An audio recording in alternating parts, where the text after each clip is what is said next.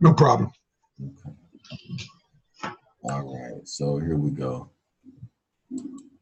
So we're in Genesis chapter 2, verse 4. Can you read this one, Stan, please? Yeah, I'm going to read it from my Bible since it's not on the screen. I got it. Okay. These are the generations of heaven and of the earth when they were created. In the days that the Lord God made the earth and the heavens. Okay, so this is coming out of King James Version. So it says these are the generations, right? So why would they use a word like generations? Because that's not very clear as to what that means. Right. So it says these are the generations of the heavens and the earth when they were created. So when they were created, right? So this is different from chapter 1, right? Chapter 1 says in the beginning. Right. But the question becomes what beginning?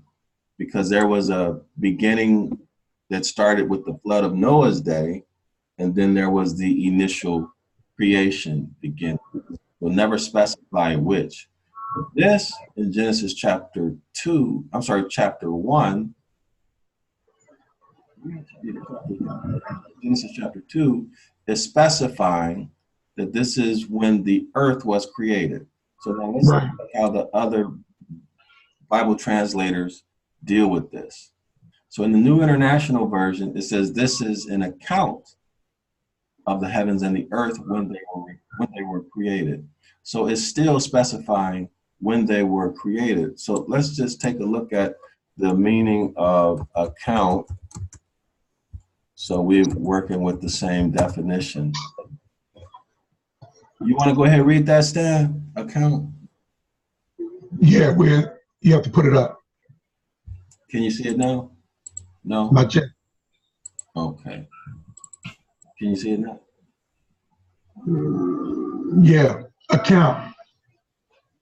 It's a noun, a report or description of an event or experience. A detailed account of what has been achieved. Synonyms: description, report, version, story, narration, narrative, statement, news, and explanation, exposition, interpretation. I'm not recognizing that word for some reason.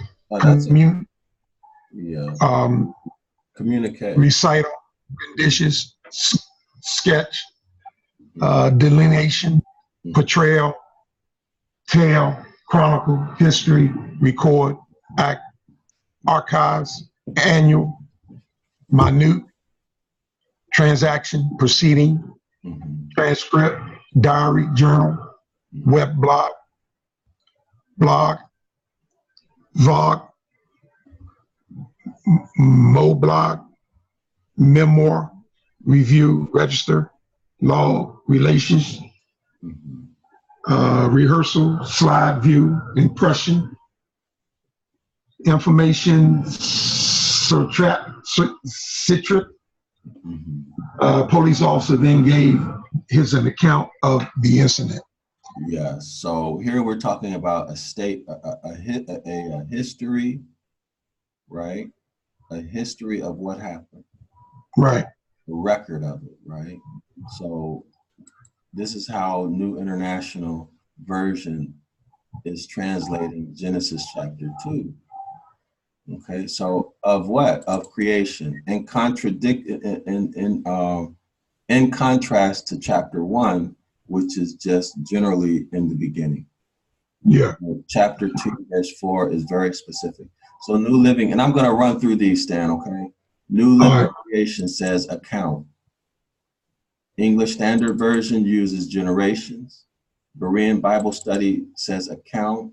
New American Standard Version says account.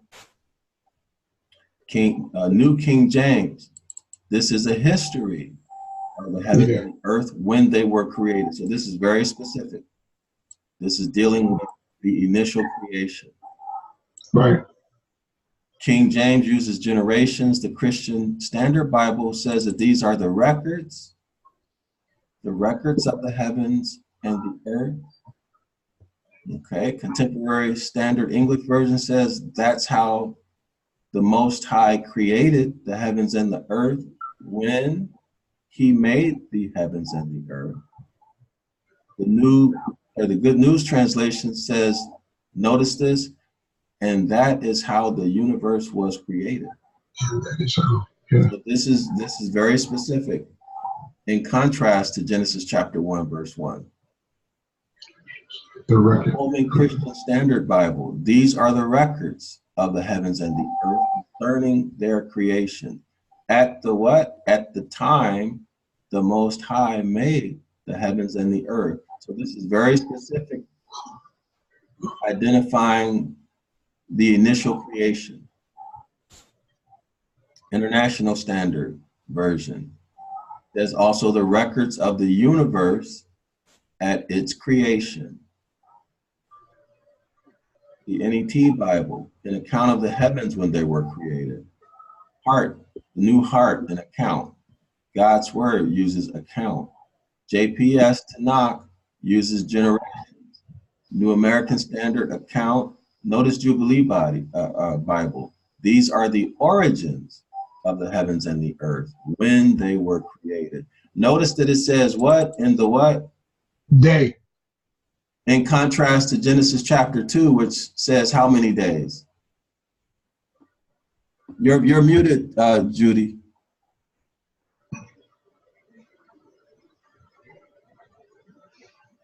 Can you go ahead with your comment, Judy?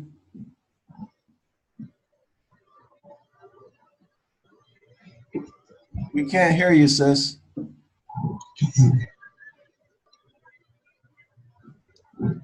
Okay. Yeah, we're not able to hear you, Judy. So Stan, how many days in Genesis 1? You know, I can't remember. Maybe it says 7. I can't really remember. Yes, there's 7 days. If you look back up, if you look up at well, Genesis chapter 1. It was created in the day. Well, the King James says in the day. Right. So chapter 2 says in the day, right? It says 7 days. Blessed now. Right, but in chapter 1, it's using 7 days. Right. Okay. So back in, yeah. So there's a different number of days in chapter 1 and chapter 2, right? So, and I'll bring that out too. So King James says, the King James 2000 says generation, and it says in the what? Day. Day. Singular. Okay. American King James Version says generations and also day. 1 day. The day is 1 day. These are the generations of the heavens and the earth when they were created in the day that the Most High made them. This is the book of the generations of the earth when they were made in the what? The day.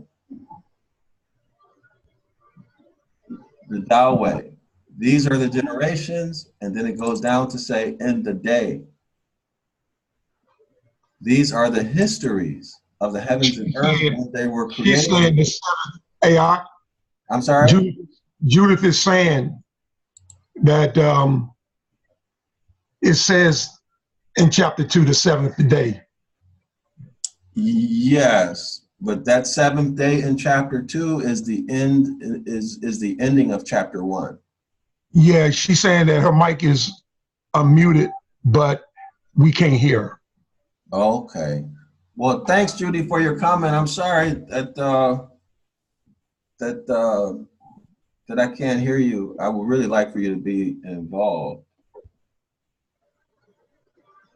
But I appreciate your comment. If you can fix it, you know, we'd love to hear from you. I was just saying chapter 1 teach ends on the 6th day. Yes, but check this out. Okay. Technically. That's what she's saying. Technically.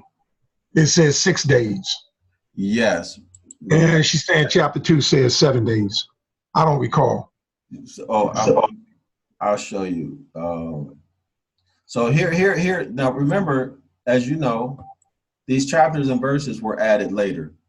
Right. They're not right. in the original documents. So right. Nor are the commons and semicolons and all of that. yes. So you see where it says thus? You see Yeah. where it says thus? Let's look at the meaning of thus. That's a carry on from the verse before. Yes. But for the benefit of the people who may not understand that, who watch the video. Okay. Remember, I couldn't see that. Wait a minute, hold on. She just said something else. Okay. Didn't end on the sixth day. Like I was saying. Remember, we noted that chapter 1 story ended the beginning of chapter 2. That's right. Chapter 1 ends in chapter 2. Right. But we were saying that it should have more likely end on verse 4 should have been the beginning of chapter 2. That's rather correct. than And let's prove it, for the benefit of the people who may not have the understanding of English grammar. Right. I can agree with that. Okay. But I think that's more so on the translators and not on the original writer. That's correct, because they intentionally added those chapters and verses. So right. This is an intentional deceit. Right. So when we look at the word thus, can you read the definition, please? Yeah. Hold on. Let me remove that. As a result or sequence of this, therefore. Yes, as a result or consequence of this. Consequence. How did I get that? Right. I didn't see consequence for some reason. Yeah. So that's talking about something that preceded it or came before it, right? Right. So that's the things that happen in chapter 1. Follow me? Yes. So these are the things that happen in Judith, can you hear? Can you hear us? So here we are in verse 31, which is the end of chapter 1. See, it says, and this deity saw everything that he had made, and behold, it was very good. And the evening and the morning were the 6th day. Right, that's for sure. Yes. So when we go to chapter 2, it says thus, or as a consequence, result, so on and so forth. So this should be a continuation of chapter 1. Right. Thus the heavens and the earth when they were what? See, finished. Finished. So, yeah, and the host of them, so on and so forth. And on the 7th day, this deity ended his work. So continuation from what began in Genesis chapter 1. And he rested on the 7th day from all his work which he made.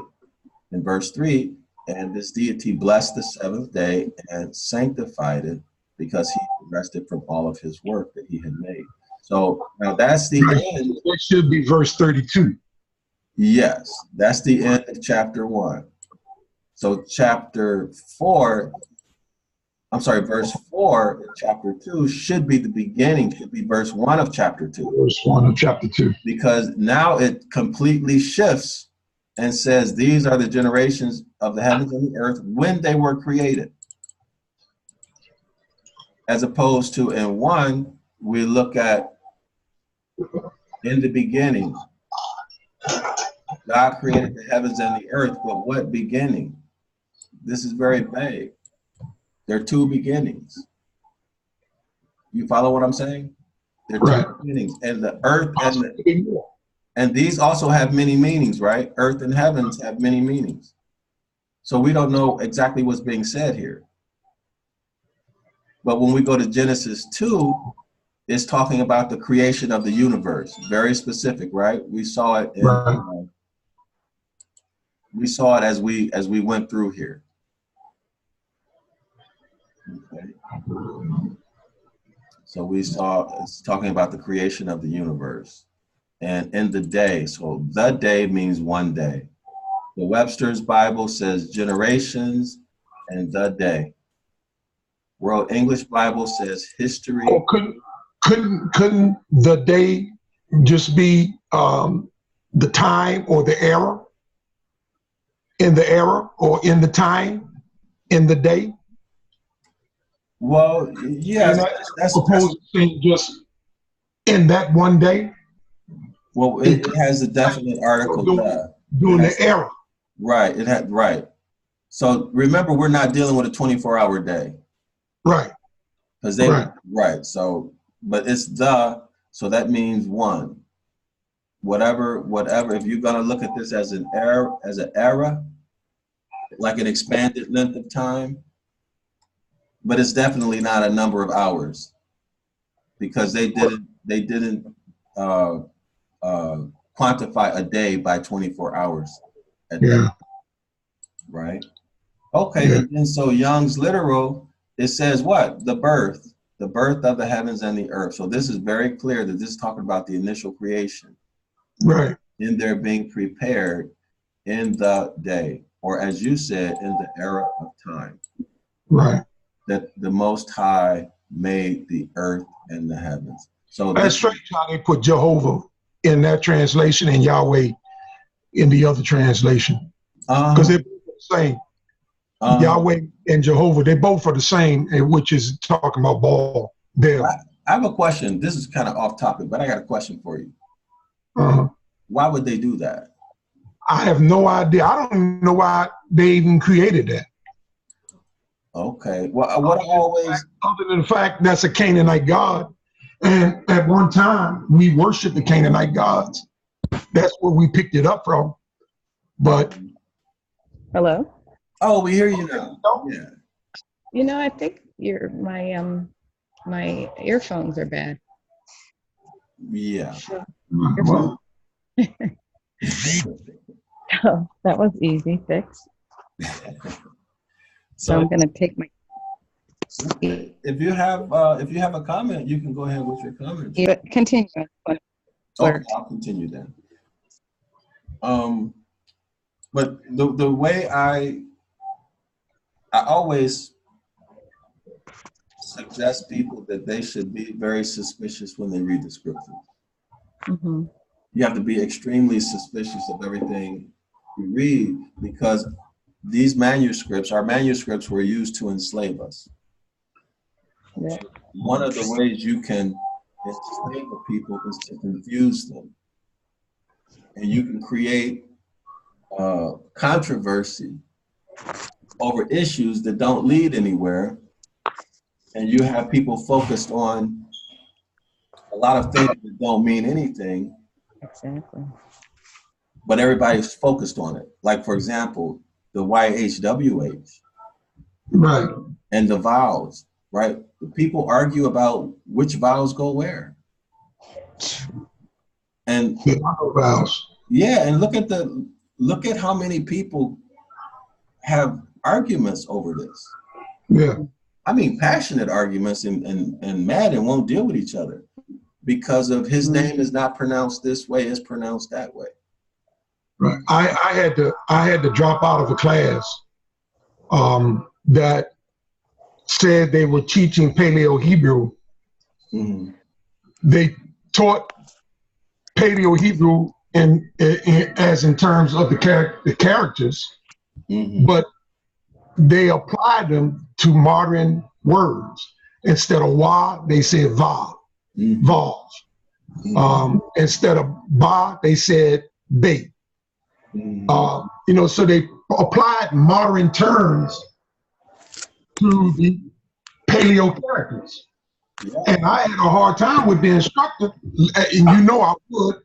I had to drop the class because I told her she wasn't teaching Paleo Hebrew. She's teaching the characters, but she applying modern terms. How much did that class cost, if you don't mind me asking? It was supposed to cost $150. But I requested my money back after the third week. Yeah. And I got my money back because, she was talking Bait, Vav. I mean, calling Abraham Abraham, saying Wa is Vav. And I'm like, there's no V. She said, well, there's no W either. But I'm saying, like, but that don't mean you can just create a V or create an E. I mean, where's these letters coming from that you're using? Because they're not in the ancient Paleo. Let me show you something. I know somebody who made an issue out of what you're talking about right now. They said that the pronunciations or the sounds of the Phoenician Hebrew or the well, let me just pull a video up. Let me pull it up. You familiar with this? Yeah. I've been accused of what did they say? Well, let me show you. Let me just show you this, okay? Okay. Take a look at this. If you manage a team, you have to try Monday.com. Monday.com is a platform to track. This is, let me introduce it. This is the Tagalog language. This is the official language of the Philippines. Okay, English and Tagalog. Now, I've shown through documentation, scholarly articles, research, the whole 9 yards, that Filipinos are our people. They are the house of Yasharal. Right. And that Manila was the primary slave port in Asia during the transatlantic slave trade. And the Filipinos were shipped by boat, the Manila galleons. They were sent to Mexico, Cancun, Mexico, and enslaved in Mexico and other parts of South America. Also shipped to Europe. Now, let me show you. You're going to recognize this, Stan. Watch this. Take a look at these alphabet and think about think about our pictographs and how they sound. Check this out.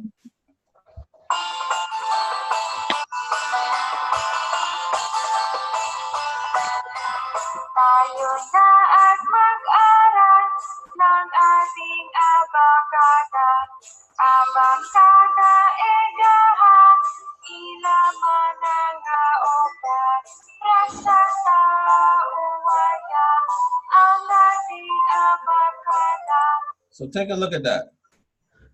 Wow. Ba, ka. Right. They pronounce this as E. They were enslaved by the Spanish for 300 and something years, y'all. Right. Ga, ha, ha. la, ma, Mm-hmm. You know what I'm saying? Right. ra, sa, ta. But Ooh. people will say that the way we make our sounds in the Phoenician Hebrew is fake, it's false. Oh yeah, that's what he said. As a matter of fact, now he got 2 books, right, written on the ancient dialect, and he's going to tell me nobody know what it sounds like. So I said, well, why are you writing about something that you don't know what it sounds like? Right. You're doing some extensive writing. You're earning money, talking about a language that's really foreign to you. You really can't, you have no concept of. But you're making money off of it, and you're saying that nobody know what it sounds like? That's crazy. But you see, my book, 911 Ibaryath Rescue, we use the right sounds. And people came after me, right? But here it is. This is one of them. Okay, this is Tagalog has the same, very similar sound in their alphabet.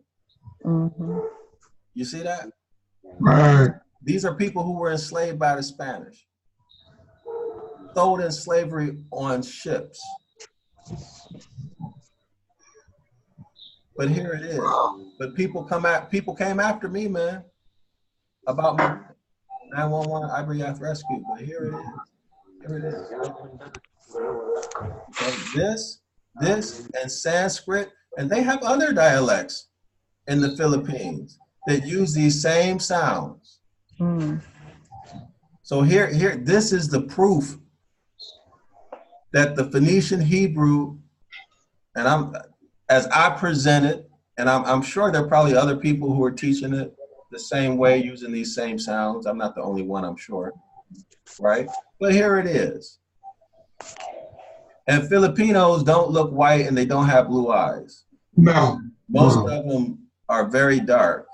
You get a lot who have the Asian, features in color because they've been raped and. According to my DNA, I got about 3% Filipino in me. Oh yeah. Yeah. Yeah. Okay, babe. So yeah. Here we are. Right. This is the evidence that these sounds are real. Mm-hmm. But anyway, that's a sad thing. So in my book, the 911 Ibaryath Rescue book, right? If somebody ever comes against me again on that, I have many videos where I can show that there are languages that to this day use this sound. And the Filipino people were enslaved by the Spanish for 300 plus years and sold on slave ships. Yeah. Right? And when I lived in Philippines, almost 8 years, the curses are more profound in Among the them. Philippines than they are in the US. Yeah. Mm-hmm. Yeah. I mean, extreme. Wow. Pacquiao, the boxer, man, he talked about that. He brought electricity to the part of the country that he lived in because they didn't have electricity. Oh yeah. And here's the sad part, man. This is the sad part, that the descendants of the Spanish, the white looking people, they own everything. Yeah. I mean, and it's hard to see. I've never seen a real dark Filipino with a job. Mm-hmm. That's how bad it is. And man, you got people living on the street, and the foreigners go over there, and they got the sex tourism. I mean, it's just sad. Yeah. It's really sad. Well, we know about the Spanish, how they tried to breed the more out of them. So here we are. The Phoenician Hebrew is proven, proven these sounds exist. Right. Proven. Okay, so anyway, let's continue. Yeah. Get I to wrote chapter it down. 2. Yeah. I made a note of that. I'm going to look that up as soon as we get done. Yeah, but that's for me, that's a big deal, because the thing that we are missing as a people is our language. Yep. And we can never achieve any type of national identity that's meaningful that we can rally around without a national language. Mm-hmm. It's just impossible. Yeah. People need a common history, right? Mm-hmm. They need a landmass and they need a language. Yep. That's what makes them a people. So, but anyway, so let's continue. We're on chapter 2. Verse 5. Okay. So Stan, would you like, well, Judith, would you like to read? Okay. Verse 5. Verse 5. Right. And every plant of the field before it was in the earth, and every herb of the field before it grew, for the Lord God, that would be the Most High, correct? Mm-hmm. Had not caused it to rain upon the earth. And there was not a man to till the ground. Okay, thanks. Now, what do we notice? What stands out about this right now? This verse. The Lord had not caused it to rain upon the earth, and there was not a man to till the ground. Yes. Why would he need to till the ground? Now, what? Kind of the field before it was in the earth.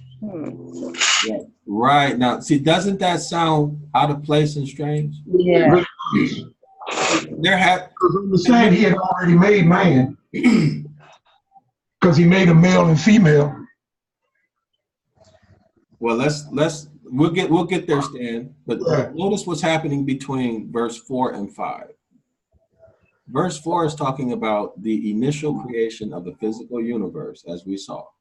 And then 5 says, and every plant of the field, what? Before.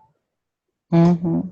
Before it was in the earth. So something is missing between 2 and 5. It appears. Right. That whole sentence doesn't even make sense. Yeah, there's no segue. There's nothing to introduce this right into this. And every what happened? Let me try to close that out. These are the generations of the heavens and of the earth when they were created in the day that the Lord God Yahweh made the earth and the heavens and every plant of the field before it was in the earth, and every herb of the field before it grew. For the Lord had not. That's crazy. You see that? It doesn't flow, right? Something's missing in there. And I don't know why my highlight won't move. I don't know what happened.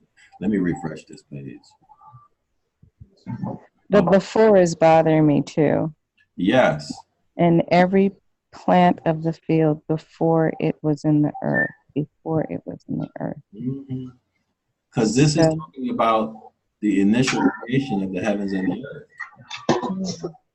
Right? And then this says, and every plant before it was in the earth. So it appears to me that something is missing between these.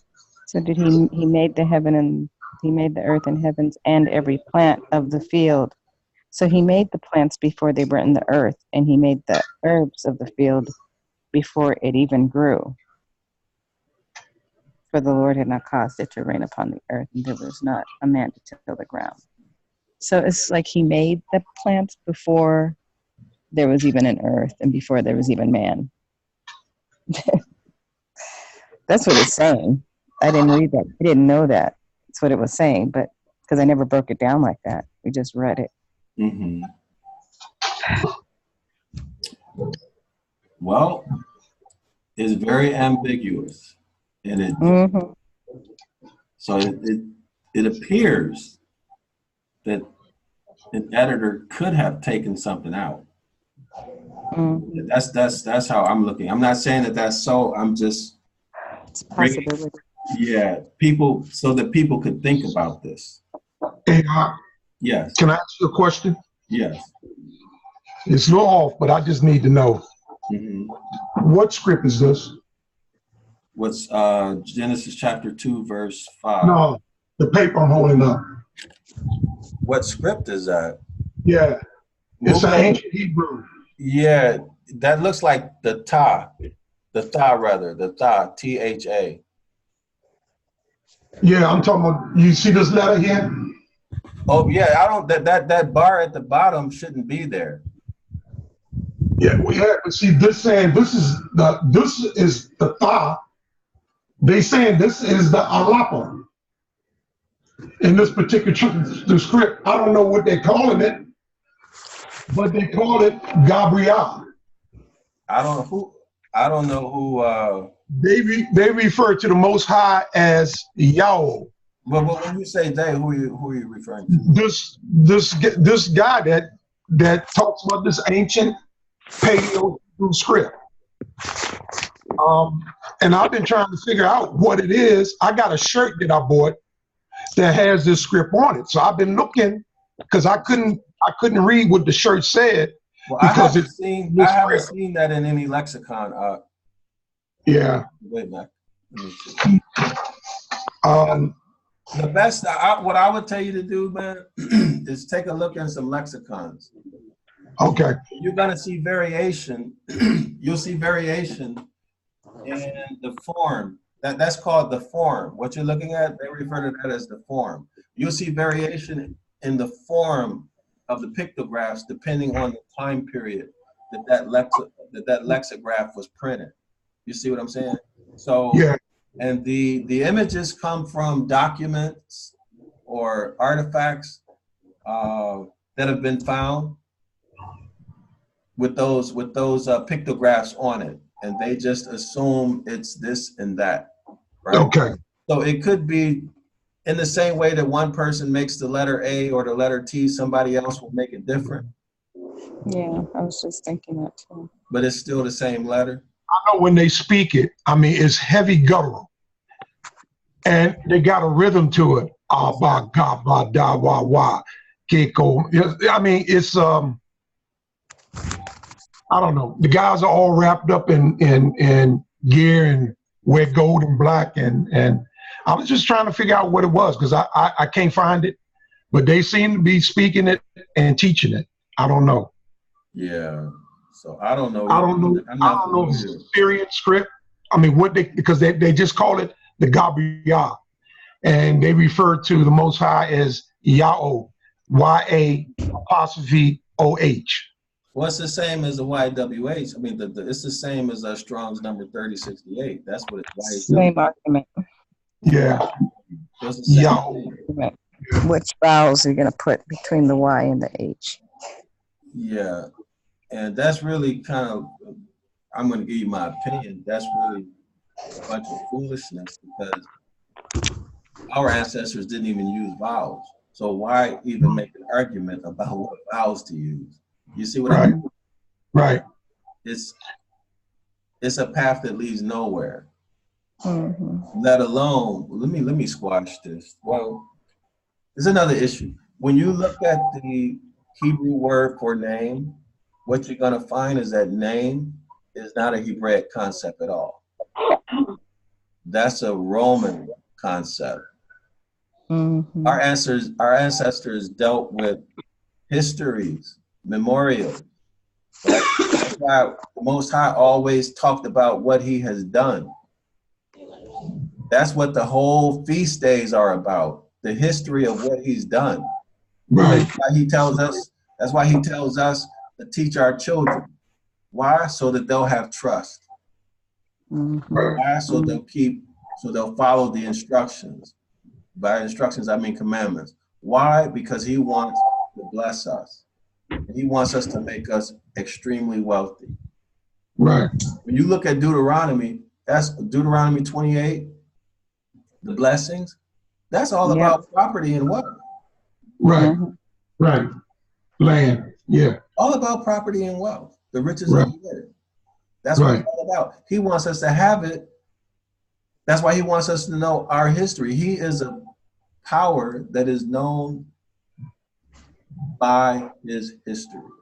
This whole stuff about what his name is and all of that is foolishness. It's ridiculous. It's a Roman concept to begin with, and it means absolutely nothing. But it takes us away from learning what those instructions are and then following them. Because people arguing about names and what vowels go where. It's foolishness. But anyway, let's get back to chapter 2. Let's get into it. Yeah. Yeah. Well, I don't know how that happened, y'all. So for number 1, would we say heavens and earth? No, sis, it was already there. See, we're jumping the gun, but I'll go ahead and say it anyway. It says in verse 4, in the day that the Lord hath made the earth and the heavens. Yes, but he didn't speak it into existence. He just made it. There's no speaking it. Like in chapter 1, remember John 1? Let me go back. Yeah, but we don't see the word and we don't see said. We see created, an active verb. Yes, it's just boom, it's there. Yeah, so verse 4 says, the generations of the heaven when they were created in the day that the Lord hath made the heavens and the earth and the heavens. Yeah, well, okay. They said earth and heavens in this one. Yeah, well, put earth and heaven for 1. There's no speaking anything into existence in this chapter. Right, exactly. It's action word. Right. Created. Mm-hmm. Right. Just like that, boom, it's there. Yeah. And then the verse 5, though, that's confusing because that's very confusing. It doesn't say that he created, but it says that, but it's a continuation of verse 4 when it says, the Lord God had made the earth and the heavens and every plant of the field before it was in the earth. Right. So it is saying that he created the plants too before they were in the earth. I see what you're saying, but I don't read it that way. But I see what you're saying. The way I see it is he created it, but it hasn't manifested it yet. Yeah. And every plant of the field before it was in the earth. It's saying it's a continuation and conjunction, right? Every plant of the field before it was in the earth. In other words, saying he created it, but it just haven't manifested itself. But it's been created. Okay. Let's go back to those things that he called that be not as though they are. And his word can't return to him void. So whatever he say, it must come to pass. Just like he had created us before, we manifested too. Right. We were all created before we became flesh. We were all created in him. He told Jeremiah, I knew you before I formed you in your mother's belly, basically. He said, I knew. So in that same regard, okay, I get it. Yeah. Now let's look at verse 6. But there went out. Yeah. Go ahead, Judith. This one. Who? Stan. You. Okay, but there went up a mist from the earth and watered the whole face of the ground. So the mist went up from the earth as opposed from down to the sky. Right. It hadn't yet rained. But do you see there says nothing about the creation of water? No. It contradicts. But it already said that it was created already. Right? Where? In verse 1. It depends on of what chapter. Chapter 1. I mean, in chapter 1, it says that the water was already, it was here. He made it already. Right, but we're dealing with chapter 2 now. Right. And that's a different. Is this different, or is this a continue on? Or is this just an explanation of what he done in chapter 1? Well, we're gonna refer to our list. That's why we're making the list. Right. So what should we put for chapter 4? I mean, verse 4. We don't necessarily put down anything per verse. We put down what is created as we read it. Okay. And so now we're trying to determine what's the next thing after earth and heaven. But everything is created though, right? Already. In verse 2, to be created. Chapter 1,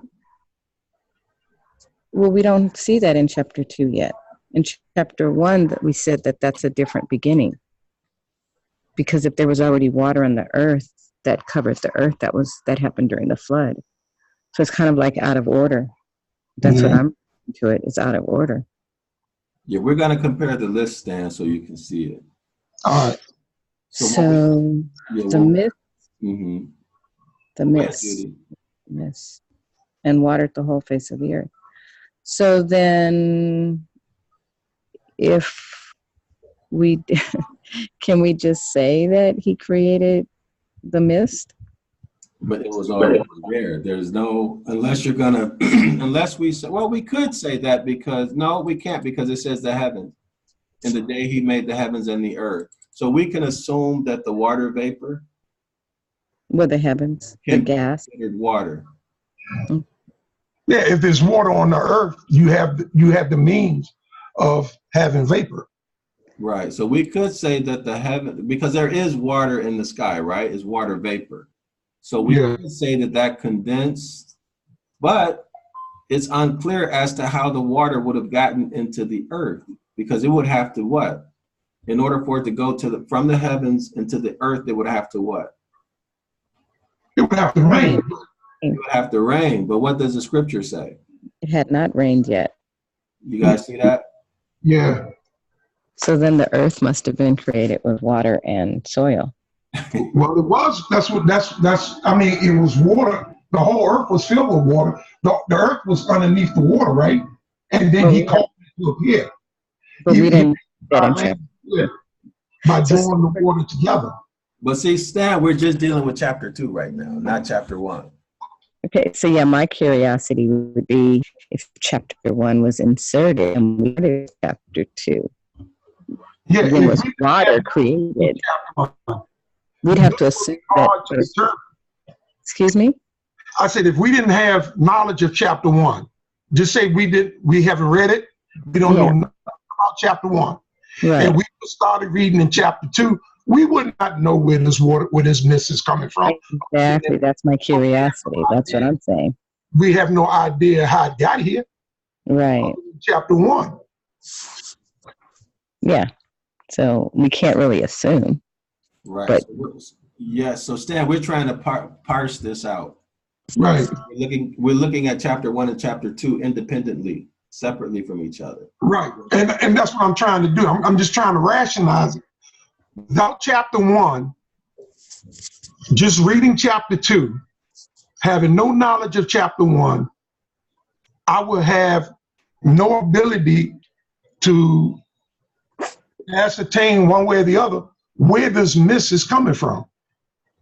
But you know what I would assume based on my knowledge, pardon me for interrupting, but I would assume based on my knowledge is that the heavens and the earth were exactly how we know heaven and earth right now.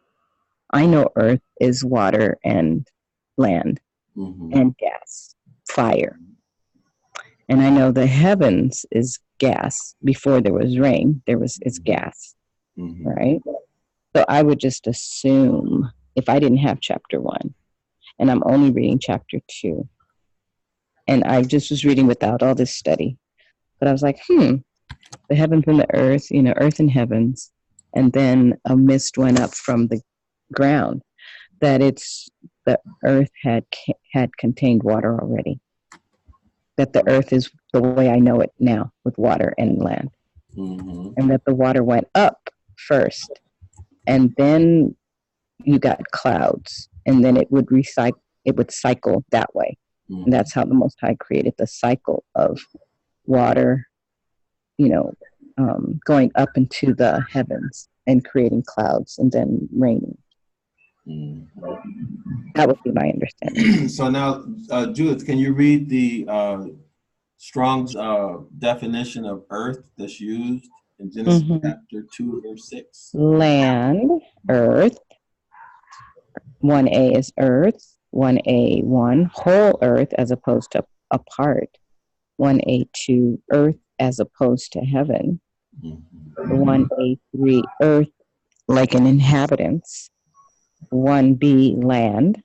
1B1, country, territory. 1B2, district, region. 1B3, tribal territory. 1B4, piece of ground. 1B5, land of Canaan or Israel.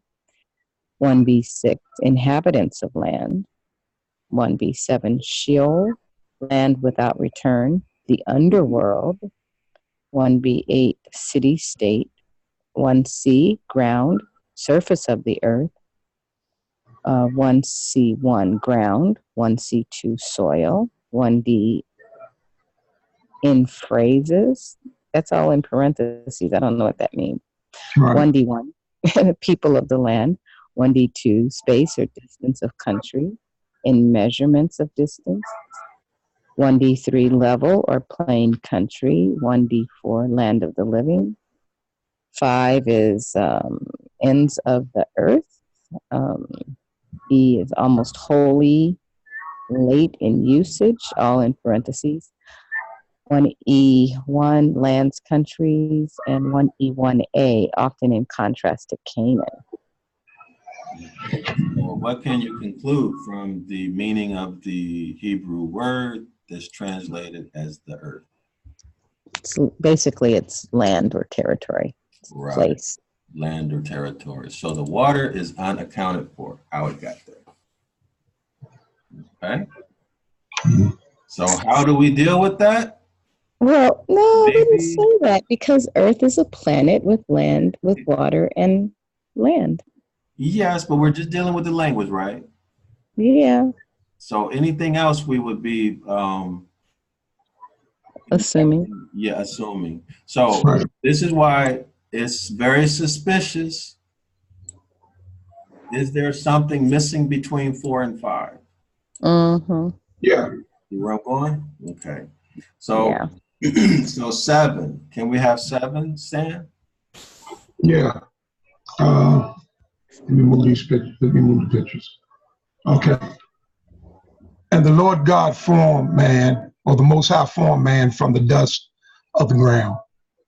And he breathed into his nostrils the breath of life. And man became a living soul. Okay. So man, that's male, is next on the list of your order of creation in Genesis chapter. Right. Man. That's individual. That's Adam.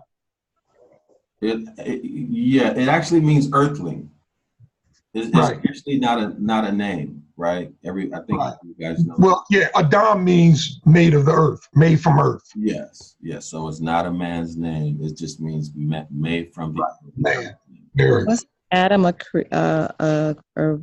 race of people, or a race of people, or a nation? The Adamites. Is that I had heard it. I know Adamites are opposed to the creation in day one. Oh. Okay, Adamites, like there's like some teach. I'm not saying whether I agree with it or not, that this is a different creation here. The earlier creation was it wasn't of just one male, one female. It was a whole gamut. It include a species.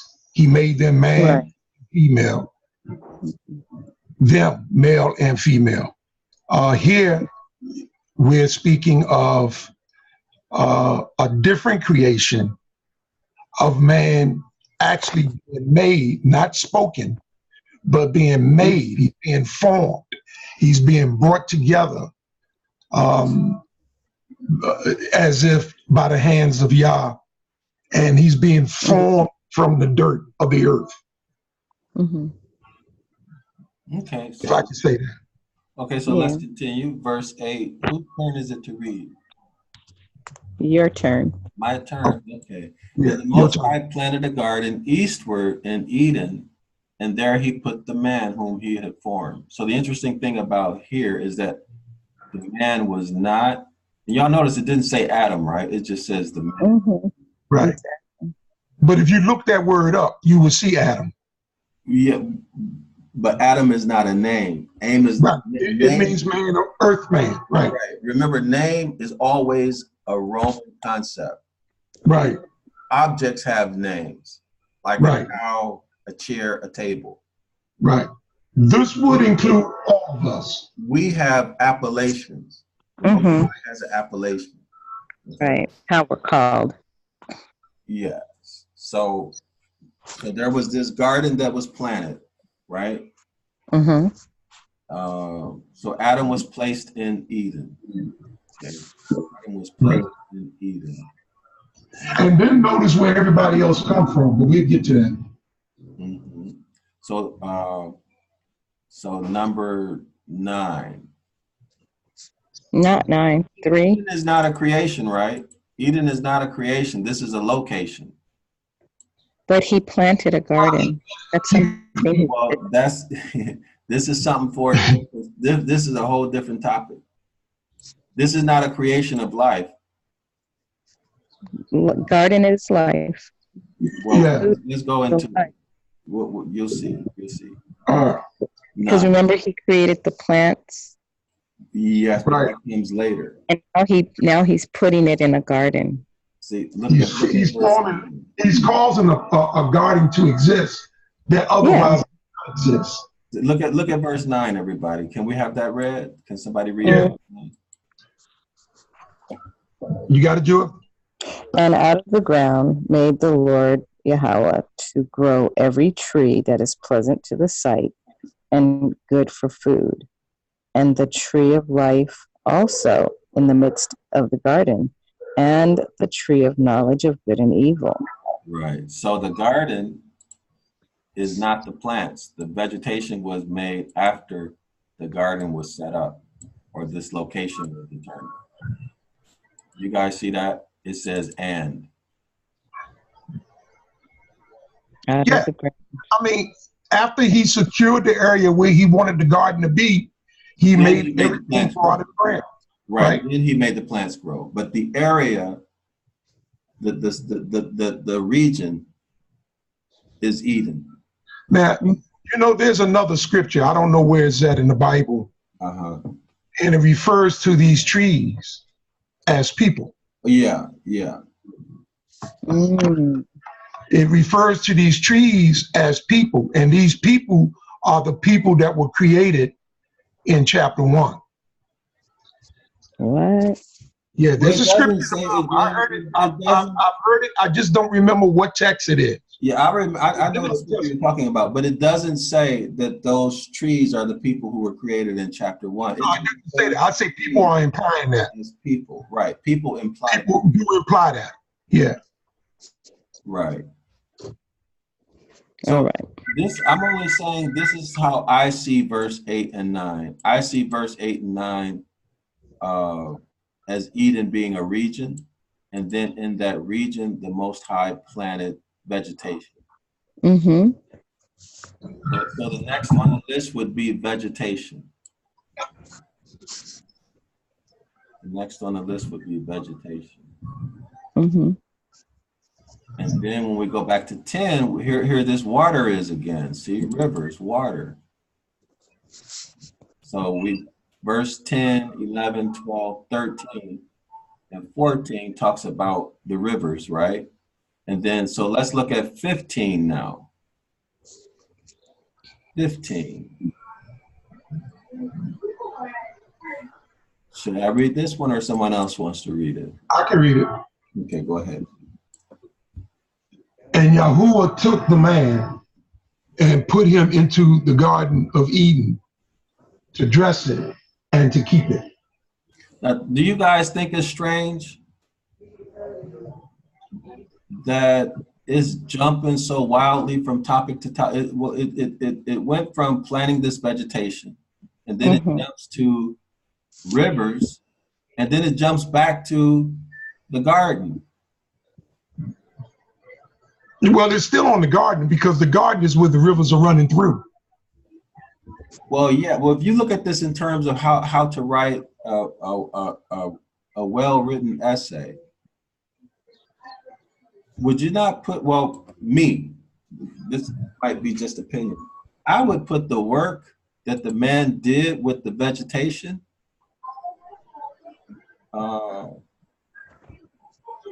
where's the verb? I would put that after 9 before I move on to talk about rivers and okay, like but remember, right? Huh? I'm saying just remember, right?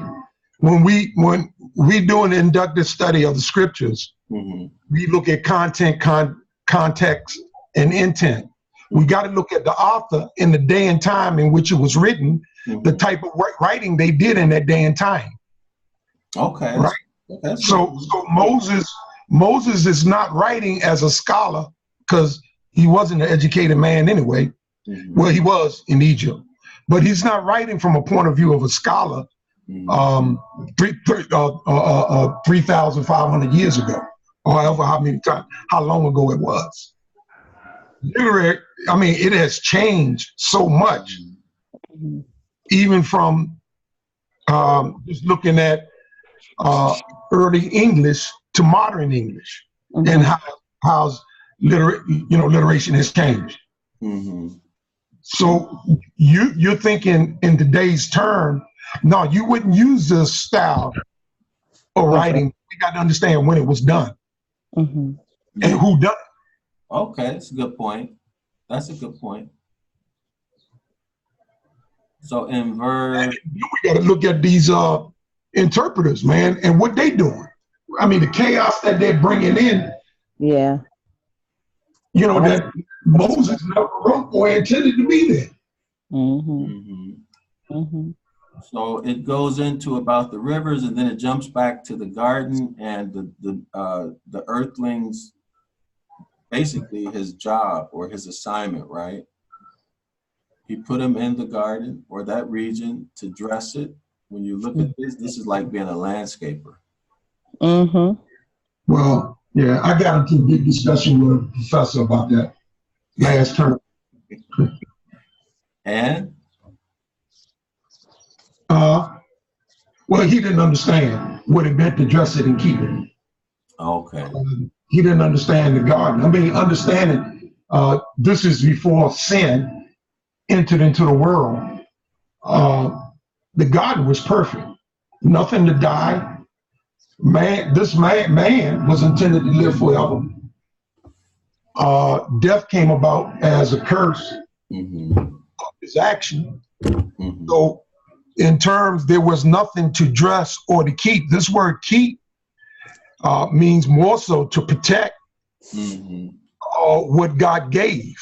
And we also protect what God gave us. Right, but to protect from who or what? From the enemy that's out there from the beginning, the adversary, because he's coming to take. But that's implied. Yeah. Because we don't see in chapter 2 where an enemy was created. Not yet. But we see that El talked about it in chapter 1, the disembodied body, the disembodied spirit. But remember, we were saying chapter 2 is separate from chapter 1. Yeah. But we're just reading it as though chapter 1 was included after this whole beginning. Right. I got to remember that. Separate. Yeah. So, but, I'm trying to understand that if he gave him a garden, okay, it's like me. If I want to go have my own homestead, I have to dress the garden. I have to care for it, plant the seeds and care for it and keep it. Like the Most High says, if I take care of it, I'm going to be able to keep my garden forever and it's going to feed me forever.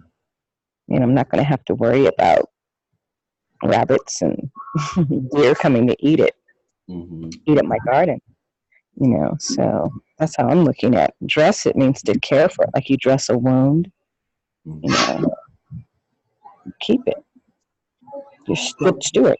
So could it be that the protect means, this is just hypothetical, could it be to protect one plant from another? One type of plant from overgrowing and the area that it's supposed to be in? I mean, you guys understand what I'm saying? Like if you're going to manicure, like for example, if your grass overgrows, right? Yeah. And it starts growing into the concrete or the bushes or something, you have to manicure it. Or one plant, if it grows too much, it could choke out the other plants. We're still talking about cultivating, right? Yeah, could it be that that's what he meant by protected?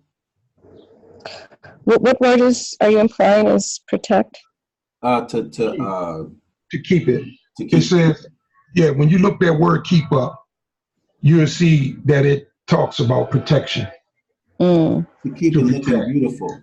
To protect one plant from being choked out by another.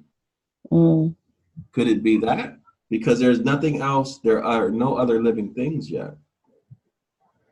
Other than the vegetation at this point. Yeah. To this chapter, right? Yeah. According to this chapter. According to this chapter, yeah. Right. Keep it. Okay. So something to think. When I read it, I'm just reading dress it is to take care of it and, keep it. So keep it safe, keep it healthy, keep it vibrant, keep it fed, water it. It's interesting because when you look up the word Garden of Eden, you come up with different synonyms. Paradise. Idyllic. Place where God dwells. So what I get is that he was given this garden, and he was supposed to be a good steward over it. Like any gift that the Most High gives us, we're supposed to be a good steward of that gift. Anybody read the book of Adam and Eve? Yeah, I did. Yeah. Interesting book. What is it? The book of Adam and Eve. Oh, no. Are you guys aware of what region, or let's say country in modern terms, what country right now has a history of being called the Garden of Eden? It was Iraq. Oh, Babylon, Iraq, where Bush bombed it. Yeah. No, that's what the scholars have said. But what country has a history, What you talking about, Israel? a culture of being called the Garden of Eden? Or how about the navel of the earth? You mean Africa? Huh? Like the Amazon? Yeah, it's the Amazon. No, it's actually Peru. Peru is known as the navel of the earth. Get out of And here. yeah, and the Garden of Eden. Yeah, it is. What? In history, y'all. In history. It's a beautiful country. Yeah, I've never told anybody this It's before. untouched. A lot of the areas are untouched. When you look up Peru, if you look up Peru in Hebrew, it actually means dispersed ones. Dispersed, scattered. Wow. Peru means dispersed or scattered in Hebrew. And the words that are associated, the words that are made from that root have a nuance of the same meaning of dispersed and scattered. So how do you explain the Assyria and the Euphrates and the Tigris? Those rivers are actually in the middle, quote unquote, Middle East. Well, there's still rivers they haven't found. So this is a sticky area, because now we start getting into the promised land, and people get all upset about locations of the promised land if you don't agree with them. But I can refer people to a book called by Dr. David Imhotep called "The First Americans Were African." What the brother shows an avalanche of scholarly work that proves that the most ancient megalithic structures and everything that happened in the scripture happened over here in the Americas. Wow.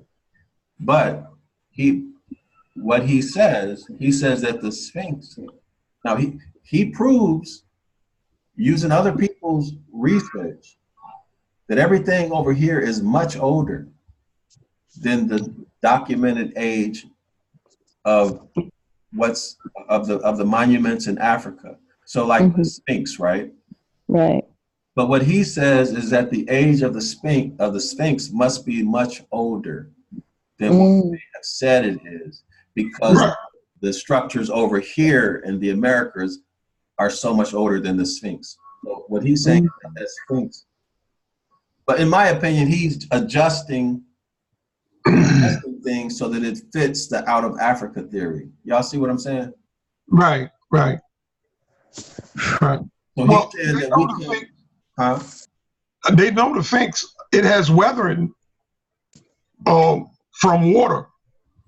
Yeah, I think they say it's about 24,000 years old, right? No, because it was created during the time when that area was tropical.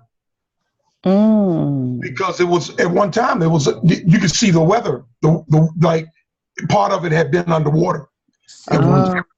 And since water, it's been over 12,000 years since that region had any water. So the Sphinx has to be older than that. Right, but the monuments over here are much, much older than that. Right. And the oldest modern human in the Americas, the oldest modern human skeleton ever found is here in the Americas. right? But they're saying that out of Africa theory is where life began, because they have the humanoid. I forgot what those things are called, like the pre-human.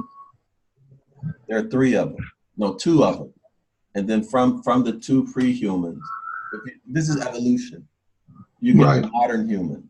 So they're saying life started in Africa because you have the initial subhuman. Then you have that subhuman evolving, but it's still subhuman.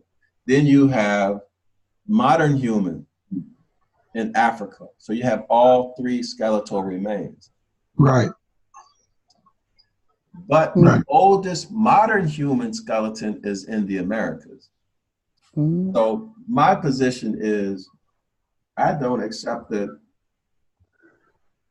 life began in Africa based upon what these scientists are saying, because that's evolution. If I'm just going to look at the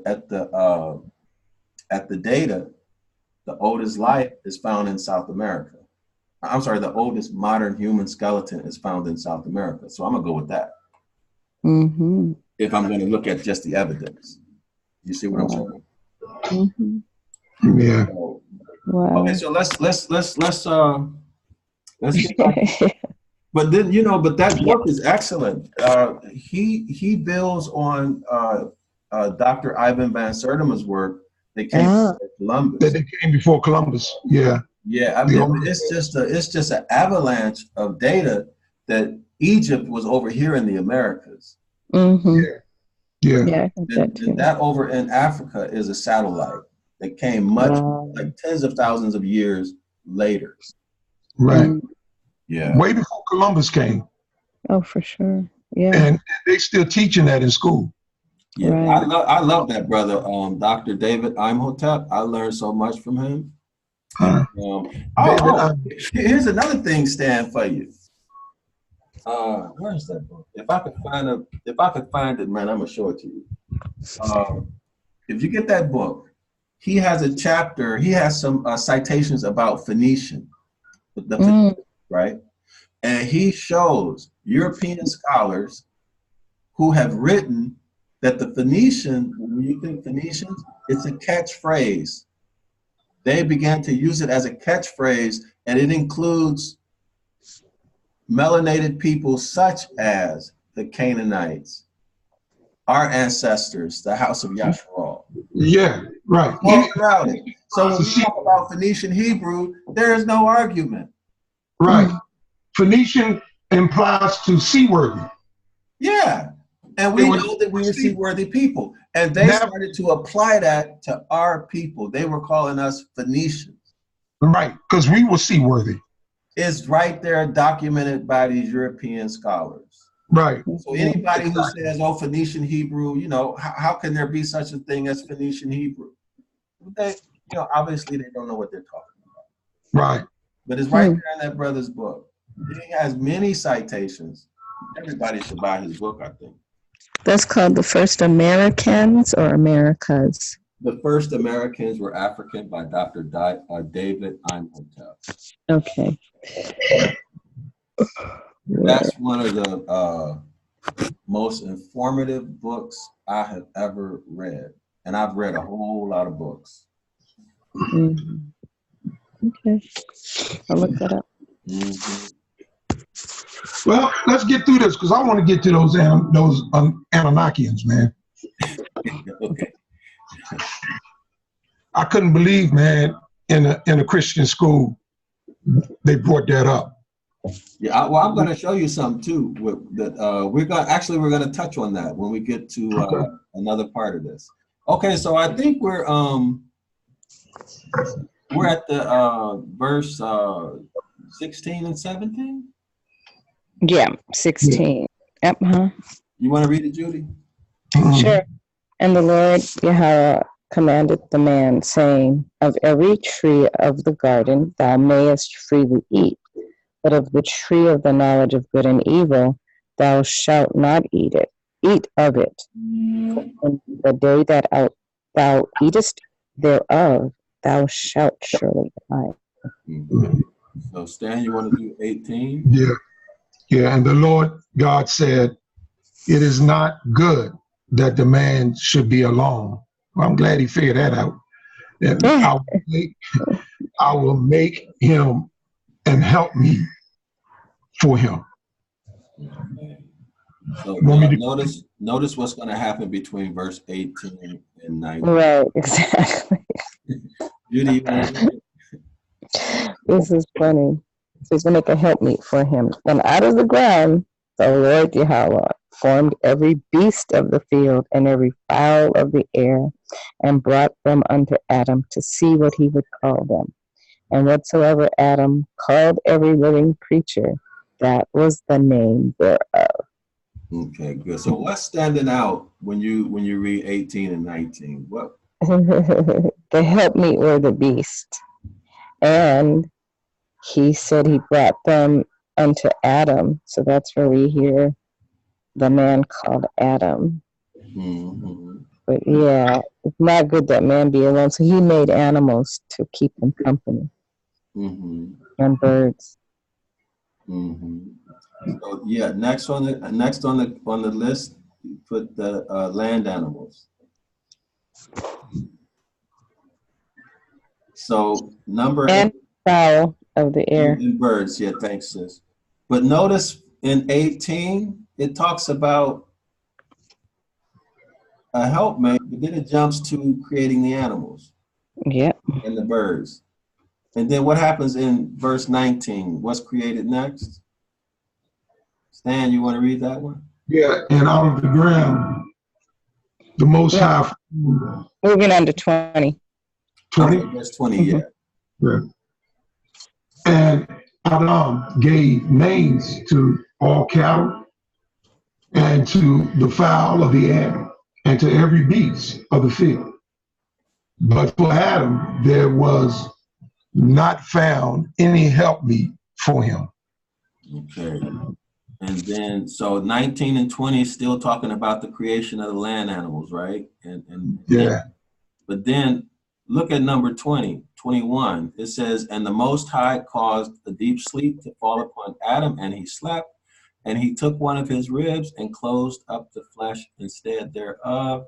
And then 22, and the rib which the Most High had taken from the man, made he a woman and brought her unto the man. So the next on the list of creation is the woman.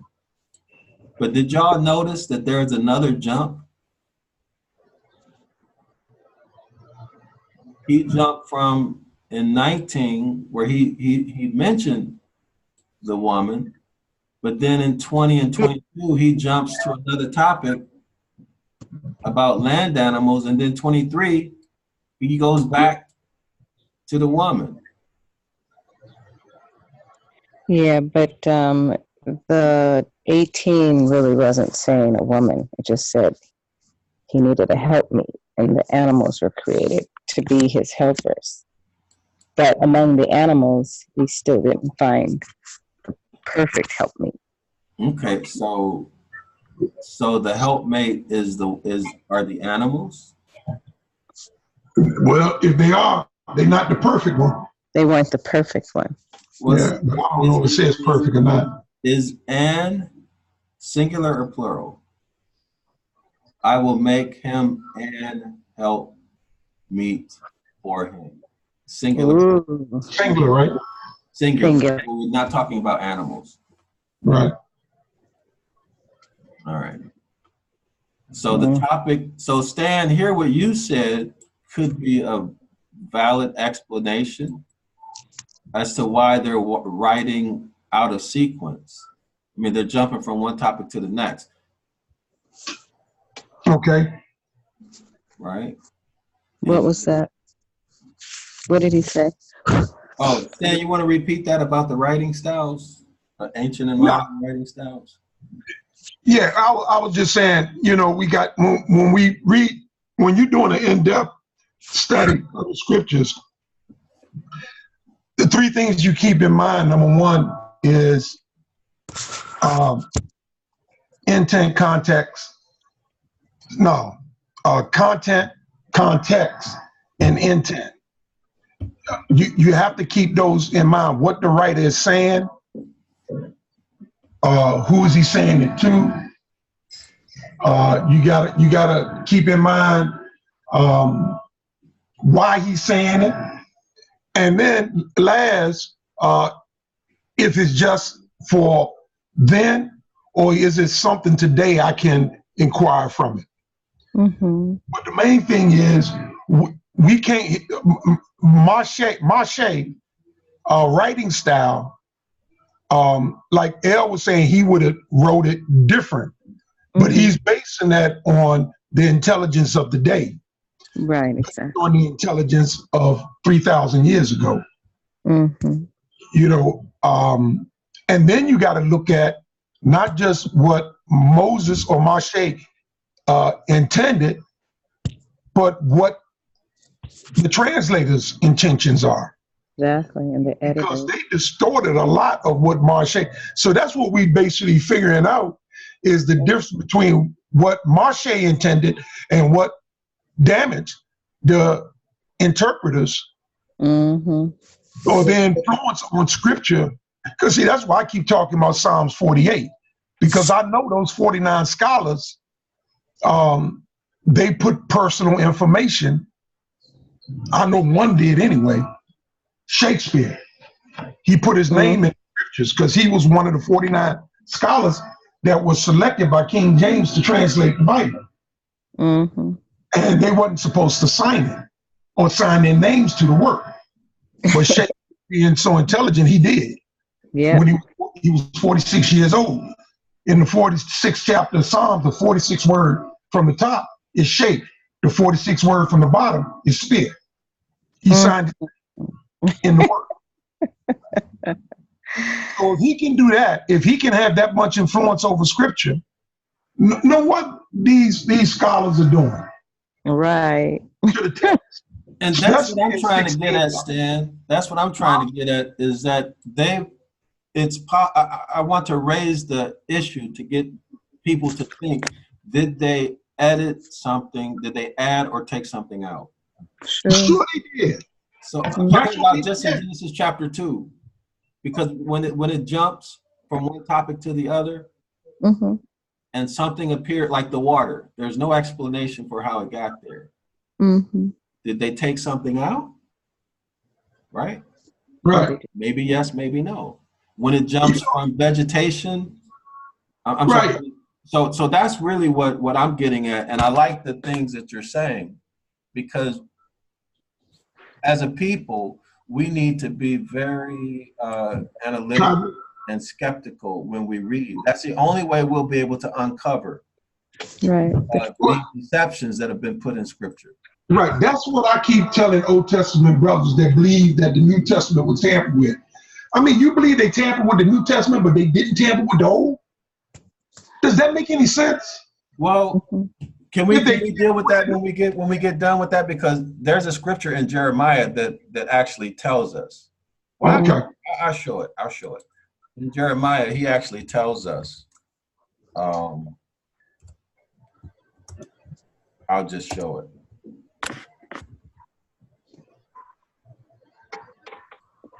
This is actually on the cover of the 911 book. So let me go back, because this one is ambiguous. Let me go to the Bible. Here we go. So Stan, you want to read Jeremiah 8:8? Yeah. How can we say we are wise, for we have the law of the Lord, of Yahweh, when actually the lion pen of the scribes have handled it falsely? Judy, can you read the New Living Translation? Sure. How can you say we are wise because we have the word of the Lord when your teachers have twisted it by writing lies? Right.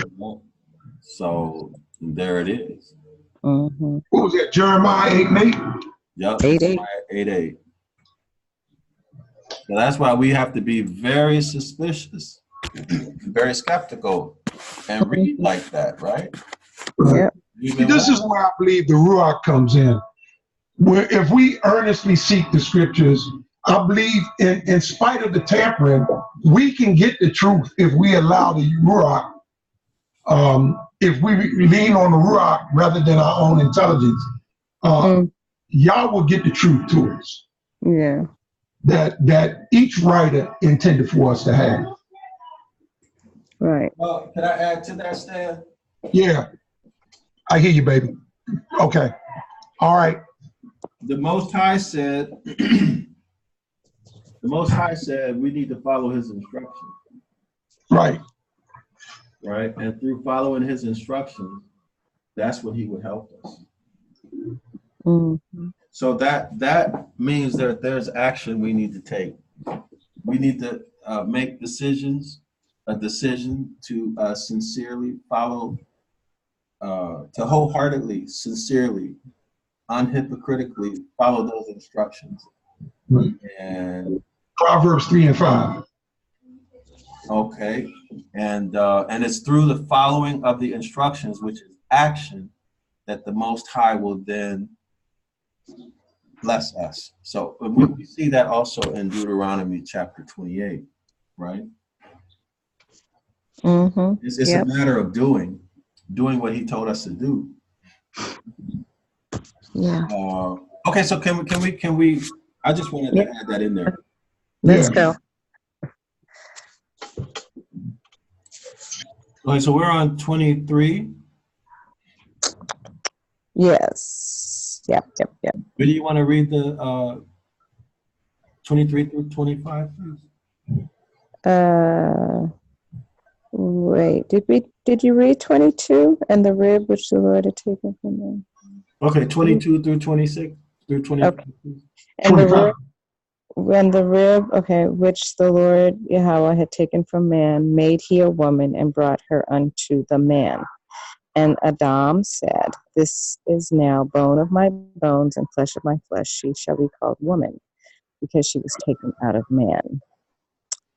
Therefore shall a man leave his father and his mother, and shall cleave unto his wife, and they shall be one flesh.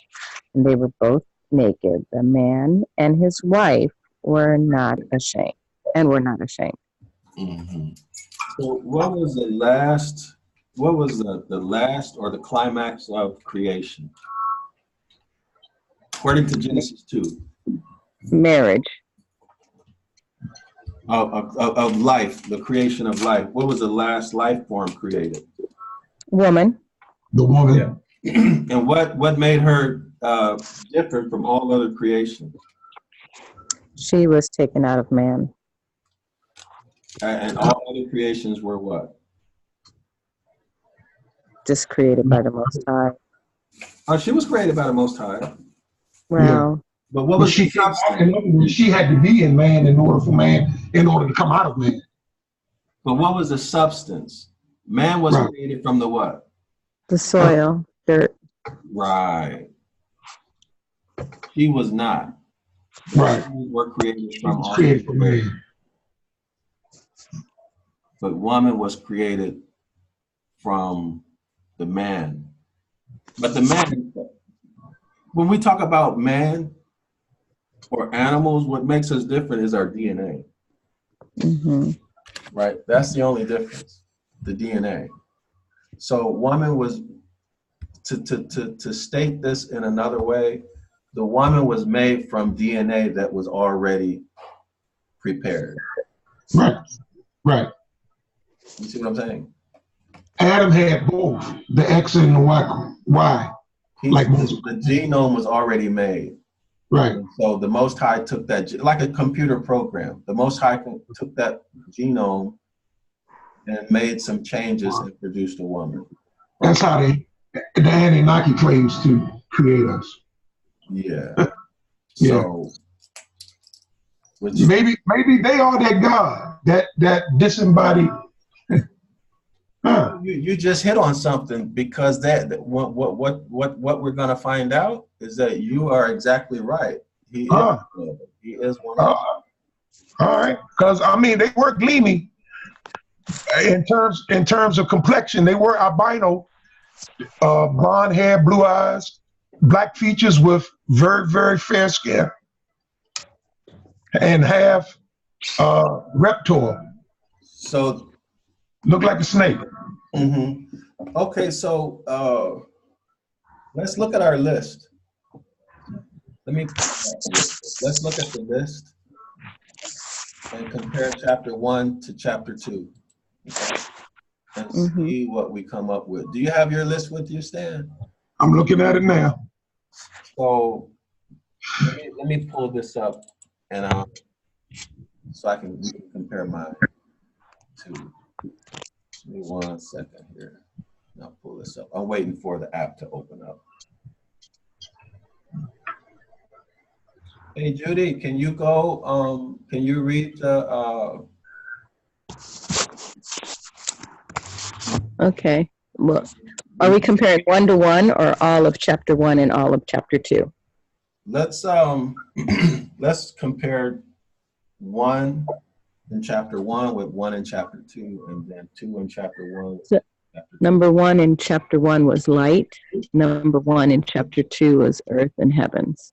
Can you hold on a minute, because I want to show it so that the people who watch the video, okay, will be able to see it on the screen. Okay, 1 second. It finally opened up.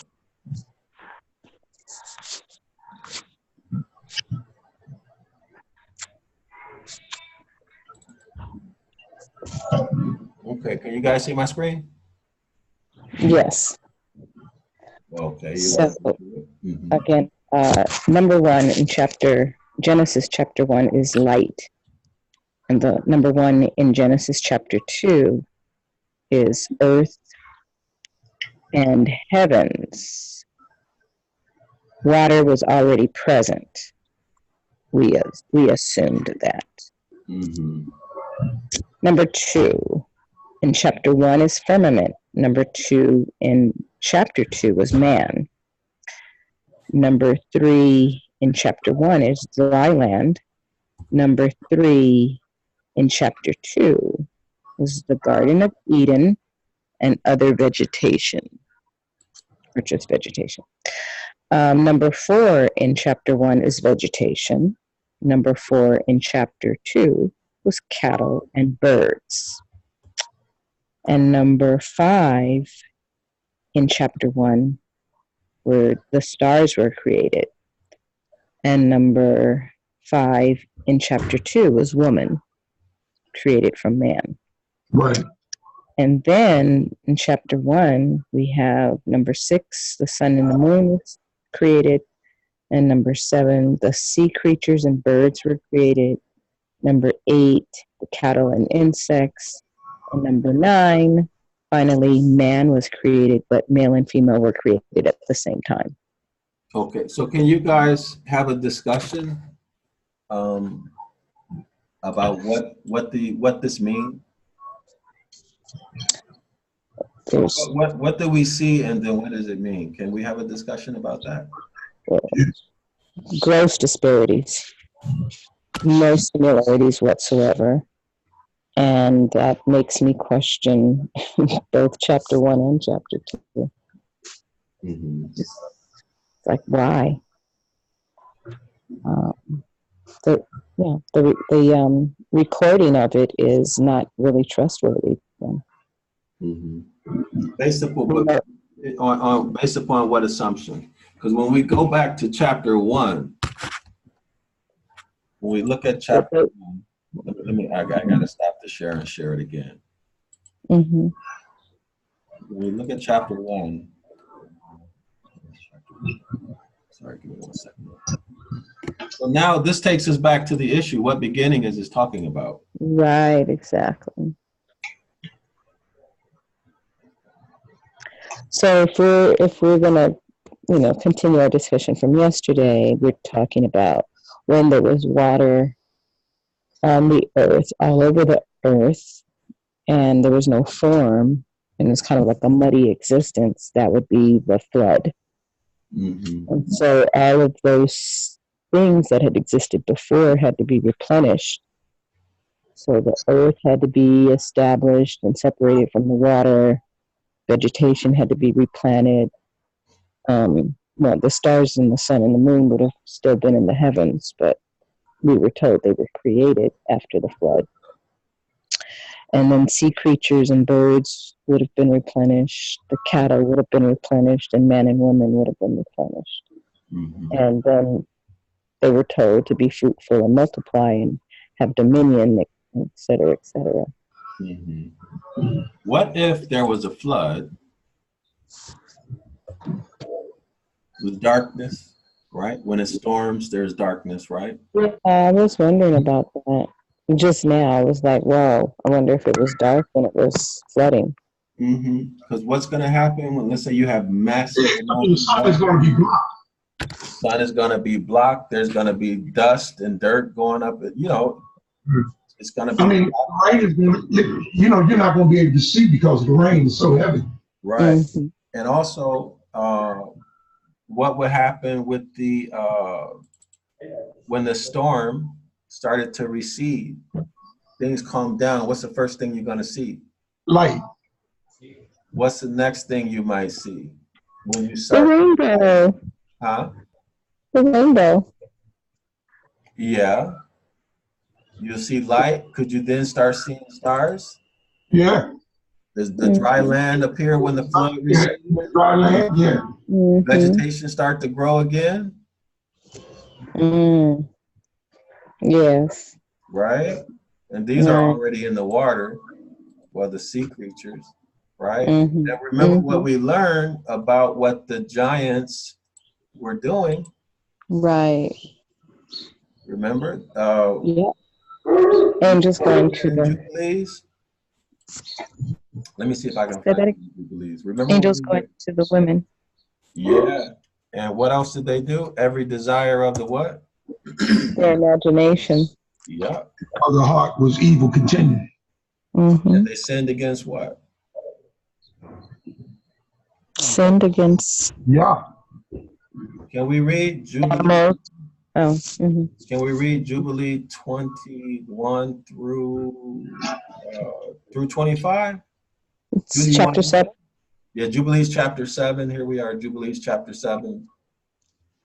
Chapter 7 here, and then 21 through 25 here. Can we read that? Can you guys see it? Nope. Putting it up, I can't see it. I'm looking at my Bible. No, here we are. I thought I was sharing it. Can you guys see it now? No, not yet. Here we go. Okay, for owing to these three things came the flood upon the earth, namely, owing to the fornication wherein the watchers against the law of their ordinances went a-whoring after the daughters of men, and took themselves wives of all which they chose, and they made the beginning of uncleanness. And they begat sons, the Nephilim, and they were all unalike, and they devoured one another. And the giants slew the Nephil, and the Nephil slew the Eljo, and the Eljo mankind, and one man another. And everyone sold himself to work iniquity, and to shed much blood, and the earth was filled with iniquity. And after this they sinned against the beasts, and birds, and all that moves and walks on the earth. And much blood was shed on the earth, and every imagination and desire and desire of man imagined vanity and evil continually. And the Lord destroyed everything from off the face of the earth because of the wickedness of their deeds, and because of the blood which they had shed in the midst of the earth. He destroyed everything. And we were left, I and you, my sons, and everything that entered with us into the ark. And behold, I see your works before me, that ye do not walk in righteousness. From the path of destruction ye have begun to walk, and ye are parting one from another, and are envious one of another. And so it comes that ye are not in harmony, my sons, each with his brother. 27. Yeah, you know what? Yeah, let's read 27 too. For I see, and behold, the demons have begun their seductions against you and against your children. And now I fear on your behalf, that after my death ye will shed the blood of men upon the earth, and that ye too will be destroyed from the face of the earth. Okay, so you guys see that? So they sinned against the beast and the birds. They were involved in genetic engineering and sex with these animals, and all kind of things. This is what accounts for the what is it called? The paleontology. The Paleontology.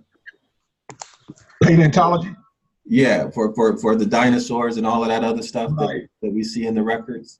Right. The fossil record. Yeah, that's what I mean. The fossil record. Right. The fossil. Yeah, record. the fallen angels created all of that stuff. Yeah. Some different flesh together. So when we look at Genesis chapter 6, I think it's chapter 6. We see that the giants were in the earth before and after the flood, right? Right. Stan, can you read verse 2 through where's the verse that says the giants were in the flood in the earth before and after? Go back up to 1. It came to pass that when again to multiply on the face of the daughters were born unto them, and the sons of God saw the daughters and that they were fair and wise, and he said, his spirit will strive, I will not strive with man. And there, 4 verse. And there were giants in the earth in those days, and also after that were sons born, when the sons of God came unto the daughters of men, and they bore or bare children with them. The same became mighty men which were of old, men of renown. Right, and these would be the rulers of the earth to this day. People who have this DNA. Yeah, they hide it up in the blue blood. So, every president from George Washington to even to Trump, they're all kin. Oh yeah. They share the same DNA, and with the royal family in England, they all share the same DNA. As a matter of fact, they trace Queen Elizabeth's DNA back to King Tut. Wow. That royal blood. They were the first. Him and his father, they were the ones with the R-shaped heads that sat on them, became pharaohs with those long head shapes. So when we think about what this deity did in chapter 1, let's go back and review that. Chapter.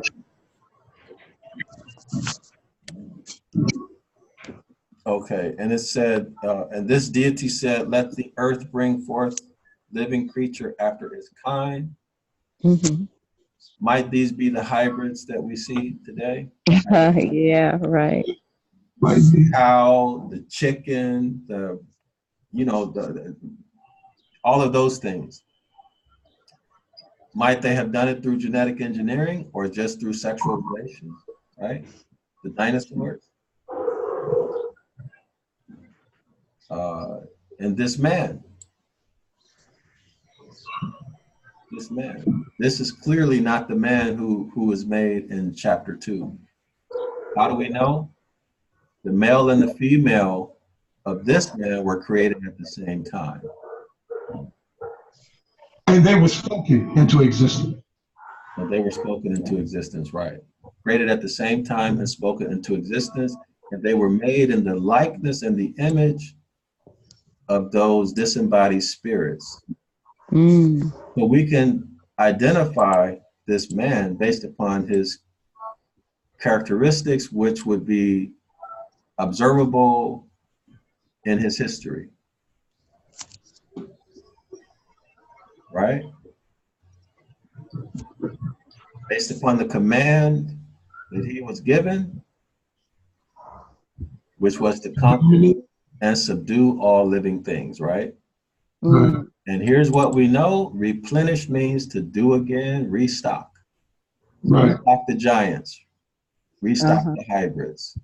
Subdue means to conquer. Remember we looked at this stuff? Conquer, subjugate, have a dominion means supremacy, have supremacy, right? So why don't we have giants on the earth today? Because they have assimilated into the human genome. Yeah. So this is where you would have a person with an admixture of the Neanderthal or the Denisovian. So you'd have a portion of human DNA and 2 to 7, 14% Denisovian or Neanderthal. So will we consider a 7-foot person a giant? No, because it has nothing to do with the height. It's the genome. Okay. It's the genome, the DNA content. That's what makes you human. So basically, they've breeded out. They've been breeded out all these thousands. Not breeded out. They're still here. Giants. Well, they supposedly just killed one and over there in Israel. I mean, Afghanistan. He was. They said had a smell that was so awful when he came out of the cage. Now, according to them, I don't know. I didn't see it. I saw what they say was, laying on the ground after they blew his face off. But see, sis, remember, it's not about the height. It's the genome. It's your genetics, your DNA. No, but I asked, why don't we have giants today, like the Nephilim? Not the Nephilim. Yeah, I understand, but it's not the height. It's not the height. But what were they? I thought we were discussing that yesterday. Yeah, I know they're supposed to return. Yeah, no, it's the genome. It's the DNA. They are supposed to return before the end. So the DNA, like for example, the DNA will express itself in what's called a phenotype. The giant could have been. Remember, the initial giants were like 450 feet. Right. And then as the generations went by, they got smaller. But they're still giants regardless of their height, right? Because it's the genome. Okay. But I'm just saying, I was talking about the height. Why? But why aren't they as tall as they are? We see the height. How did that get breeded out? Oh, because they're mixing with human. And not only that, but a hybrid, each generation of a hybrid will deteriorate. They can't survive long term. So the hybrid is shoddy DNA. So every time you make it, something else goes wrong. The next generation, something else goes wrong. That's why a lot of the hybrids have a lot of. You ever notice that a lot of white people?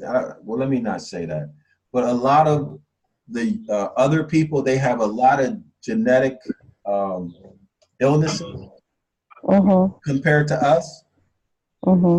That's because their DNA is different.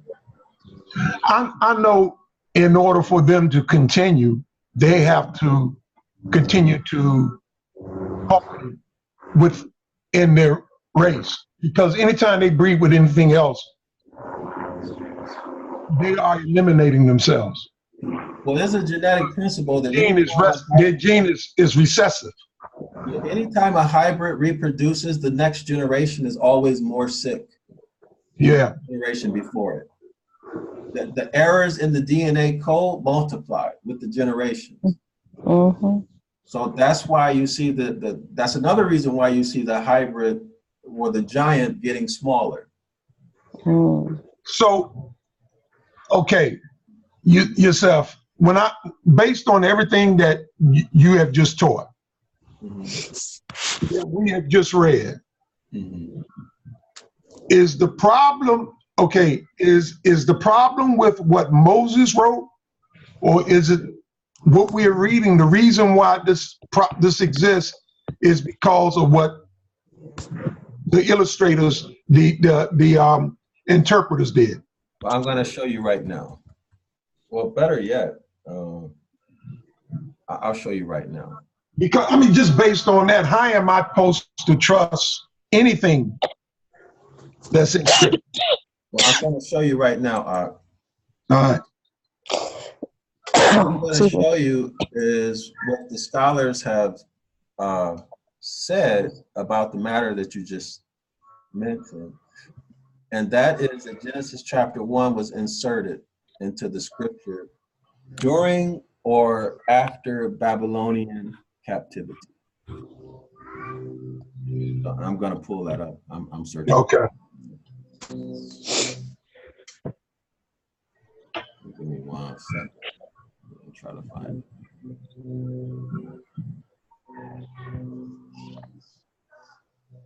I have the same concern, Stan. It's like if they went to this trouble to deceive with chapter 1 and John 1 and the New Testament and Revelations, and you know, what can you believe? Well, if what you're else is suspicious, true? when we develop the habit of being suspicious when we read, we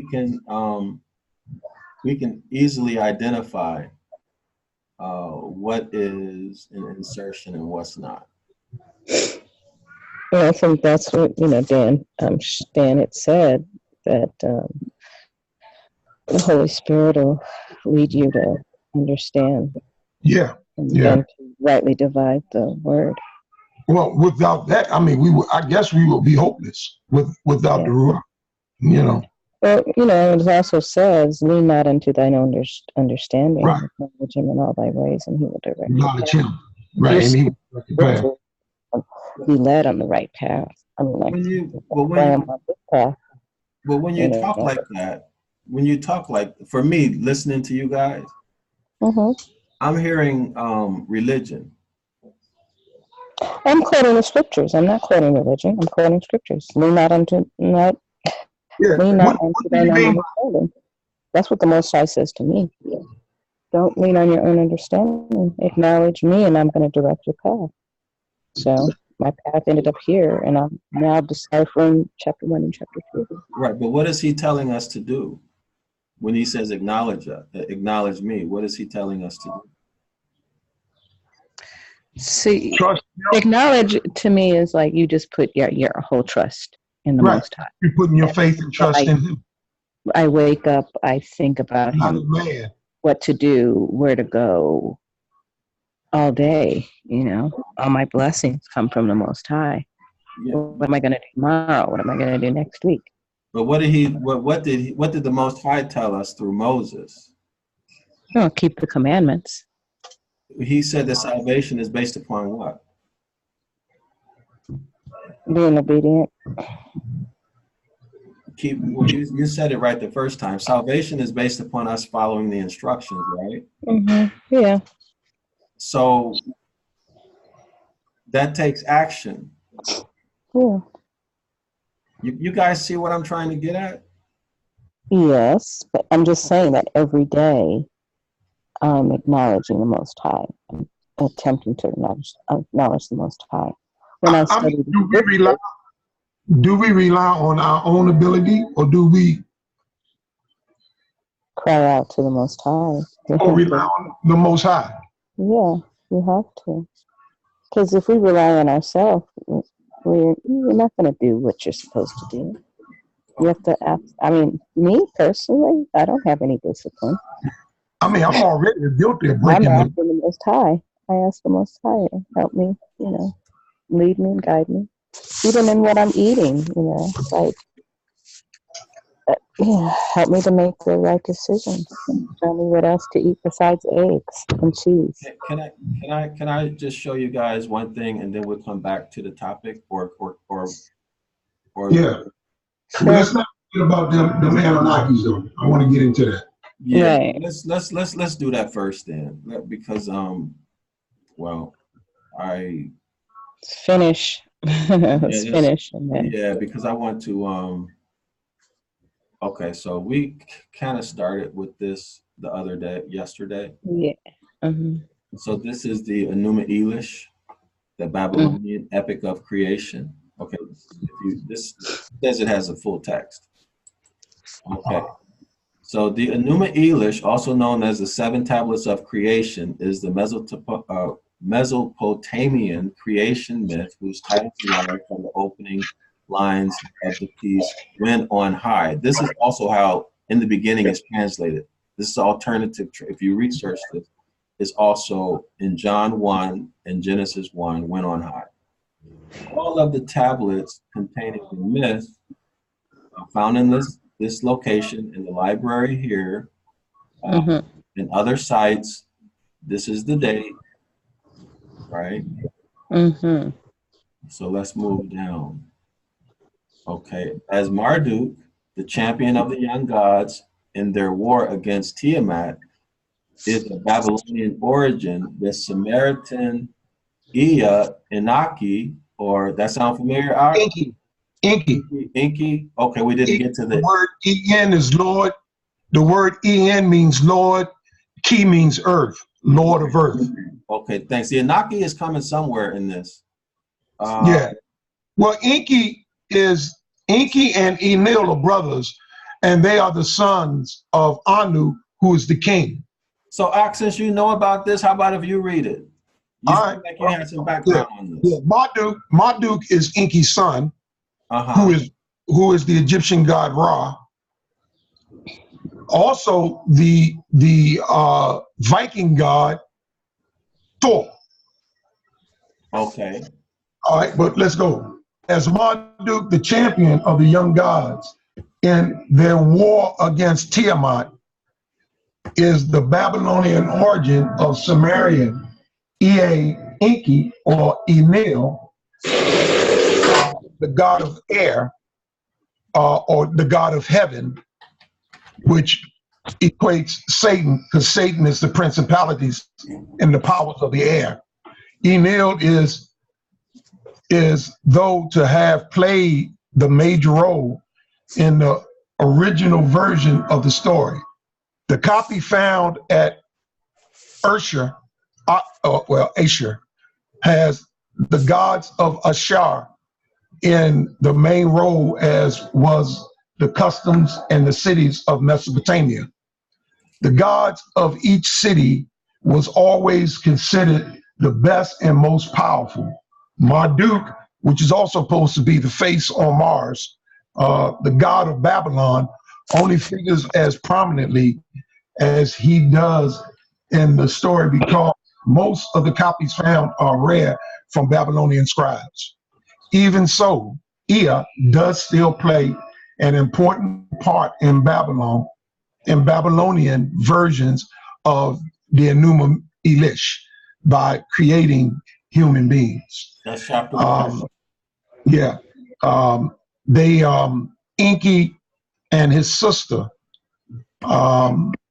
they tried first creating a human from Enki's gene, and he mixed with the species that was here on Earth at the time that was not intelligent, but he tried to impregnate that, but every child that came forth didn't make proper sounds as was supposed to.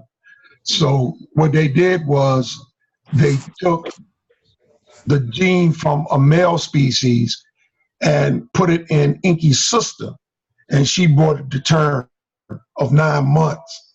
And when it born, it made the proper sounds. It cried and it made audible sounds. So they knew, and they called it Adam Mu or Adam Na. But the story, one of the eldest, if not the oldest in the world, concerns the birth of the gods and the creation of the universe and human beings. In the beginning, there was only undifferential water swirl in chaos. You know, that's what we were saying, that the earth was just full of water.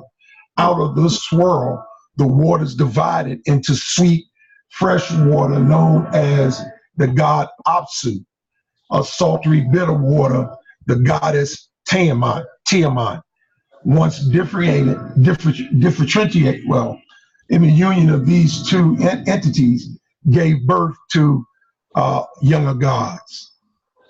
Keep that in mind. Gave birth to younger gods. Because these generations of the younger gods have a meaning. So let's continue. Okay. These younger gods, however, were extremely loud, troubling, and sleep of Apsu at night, distracting him from his work by day.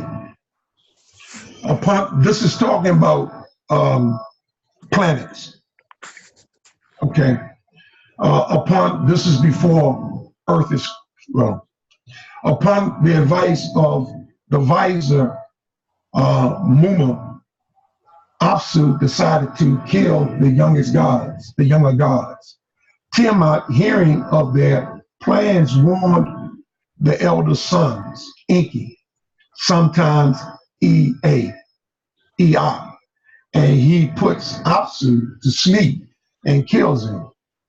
From Apsu remains Enki created. Where did it go? Here. Okay. Apsu put to sleep. From Apsu remained Enki created his home. Tiamat, once the supporter of the younger gods, was enraged that they had killed her mate.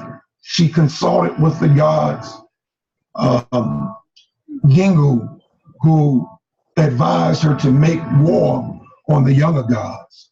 Tiamat rewards Gingu with the tablet of destiny, which legitimized the rule of the gods and controls the fates. And he wears them proudly as a breastplate. With Gingu as her champion, Tiamat summoned the forces of chaos and created 11 horrible monsters to destroy her children. Ea, Enki, and the younger gods fight against Tiamat fruitfully until from among them emerged the champion, Marduk, who swore he would defeat Tiamat. Marduk defeated Gingu and killed Tiamat by shooting her with an arrow which split her in two. From her eyes flowed the water of the Tigris and the Euphrates River.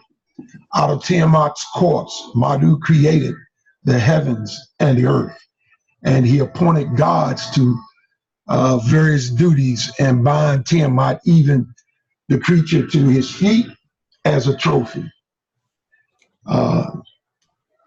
To much adulation from the other gods before setting their images in his new home, he also takes the tablet of destiny from Genghis.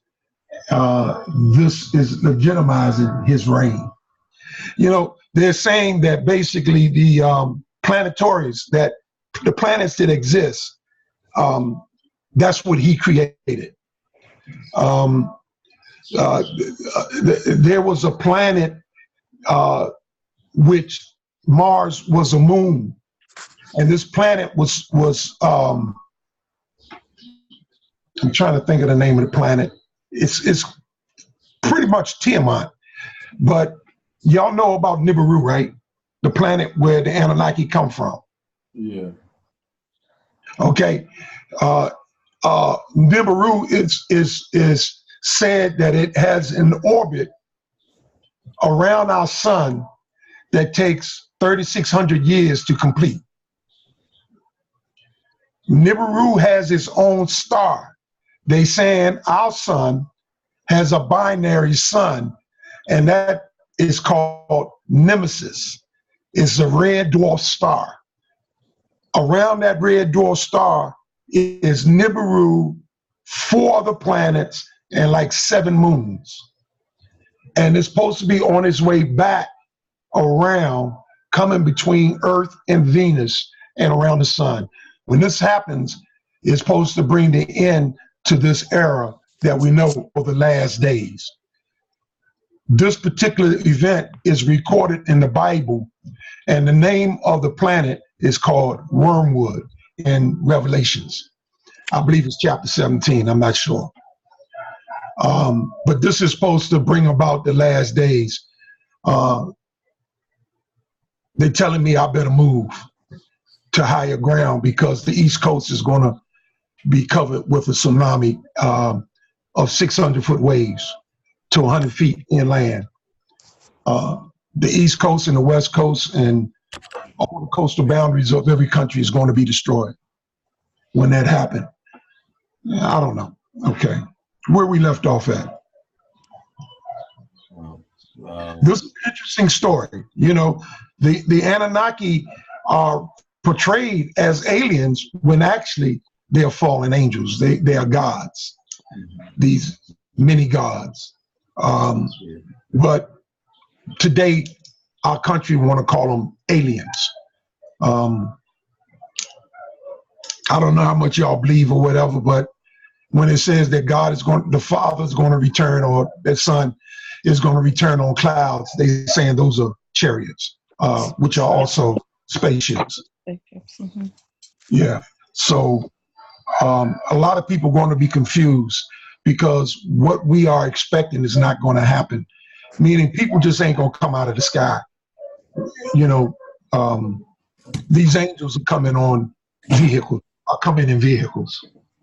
But we got the difference between Lord, our God, and the Anunnaki when they come, because they're coming soon, according to everything that is written.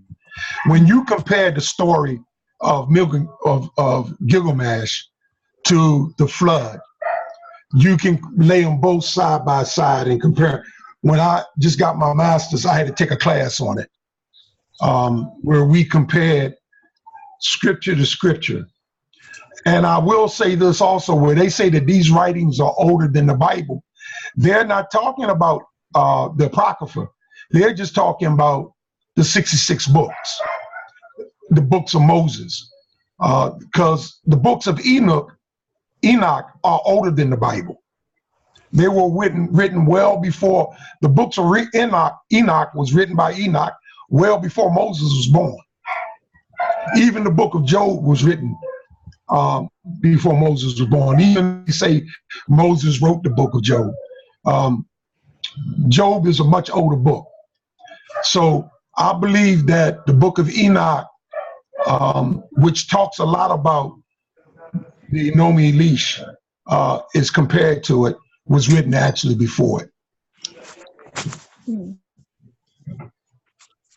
But this is supposed to be real. These they came down and they created. I guess yourself, you're leaning that they were the creators of that man in chapter 1. I can pretty much buy that and accept that. Question. So just based on what you said about Job being written before Moses was born. Okay. How was he a righteous man, and on what was he judged as a righteous man if he didn't have the laws from Moses? The same way Noah was considered a righteous man. The same way Abraham was considered a righteous man. Abraham didn't have the law. He had variations of the law. I mean, aspect of the law, what was given, passed down from Adam to us, although we didn't have the law in terms of the 10 Commandments or the 614. In Abraham's day, they understood the Levitical law of marriage before it was written down. Abraham, whether he forgot Hebrew, according to Jubilee, Yah taught him Hebrew. Even though his relative before Eber was the only one that kept speaking Hebrew after the Tower of Babel. That was chapter 12, I think 25.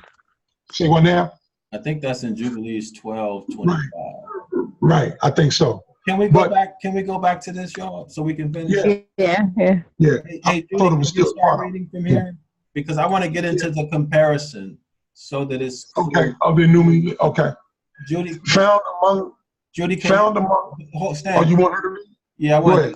I want Judy to read from now. So we have Okay, something. Just good. change the pace. Can you start from here, sis?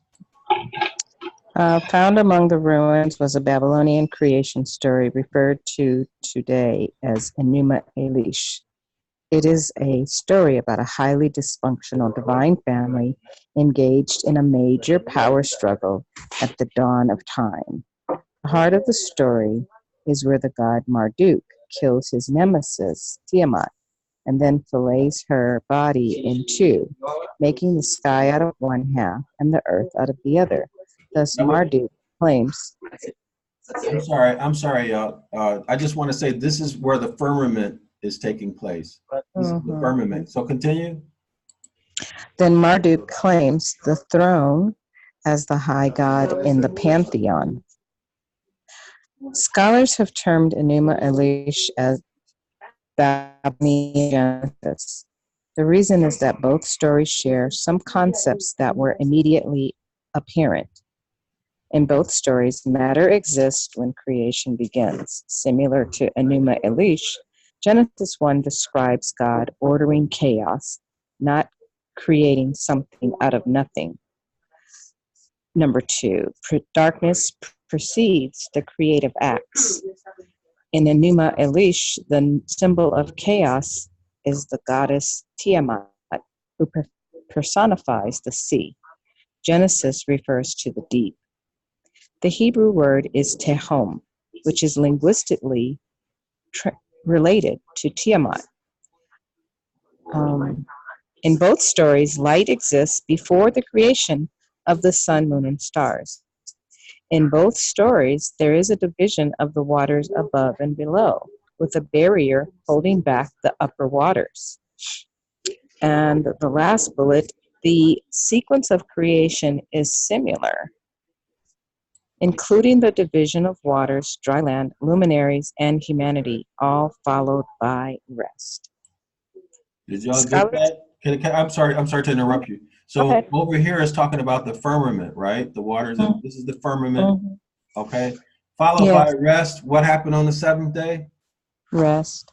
Rest. So that's what we call Sabbath right now, right? Sabbath, right. Okay. So the Sabbath is in Babylon, has a Babylonian origin. Now, scholars will say that our Sabbath is different from theirs. But when you look at the principle of us being set apart, we have to consider what this means. Okay, so everybody can do whatever they want to do with that. I'm just showing the information. So can you continue, Sam? Okay, but I have a question then. If the Sabbath rest was given in the Babylonian creation and not in chapter 2,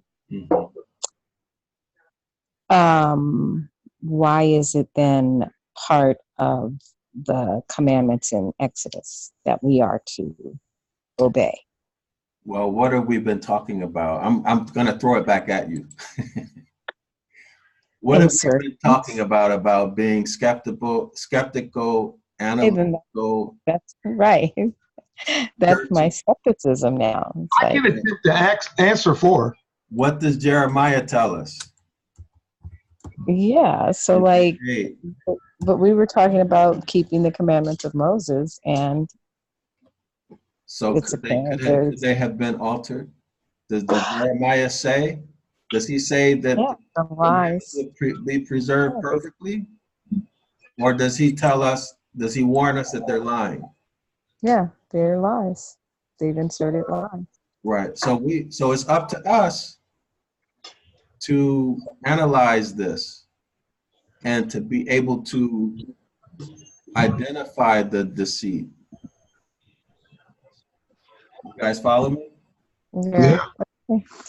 Just that was a question. Go ahead. Okay, so but the people who are unwilling to do this, we can see how this deceit is not here for nothing, right? Right. They're deceiving people to make you a slave. That's what this is about. So anyway, so let's continue. So it says scholars knew they were onto something, and it led to some predictable questions in both academic and popular circles. Maybe Genesis isn't history at all, they thought, but just another story like Enuma Elish. In fact, maybe Genesis is just a later Hebrew version of this older Babylonian story. One can't really blame people for asking these questions, given the bombshell that just fell on them. Up to this point, Genesis 1 was unique. Now we have a previously unknown Babylonian myth that is strikingly similar to Scripture. At the time, many scholars thought that the author of Genesis 1 borrowed material from Enuma Elish. This led to the Bible and Babel controversy. Babel is Hebrew for Babylon. In fact, scholars commonly thought that Babylonian culture was the source for all ancient religions, including Christianity, Pan-Babylonianism. Can I add something though? Yeah. Wasn't Moses born before the Babylonian conquest? He was. So then Moses could not have copied the information if Moses never was in Babylon.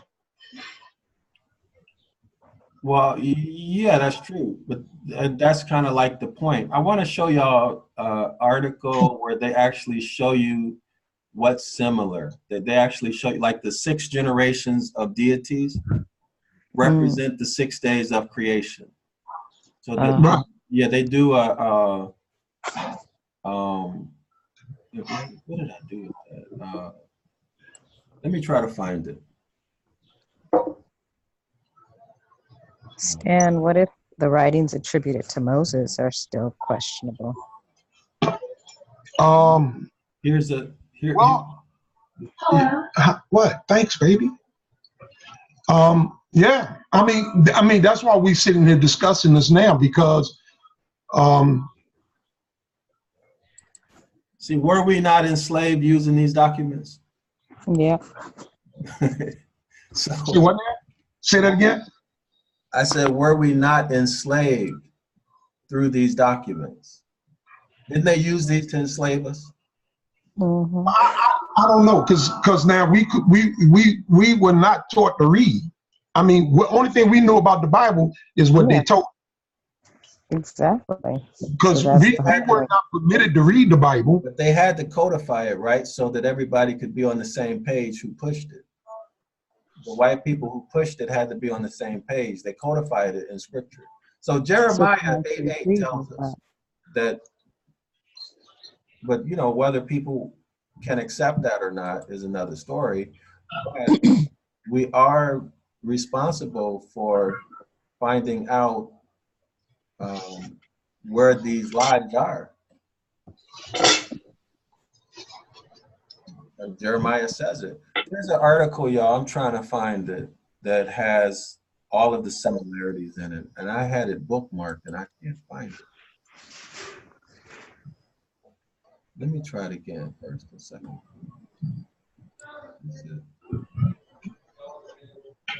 No, that's not it.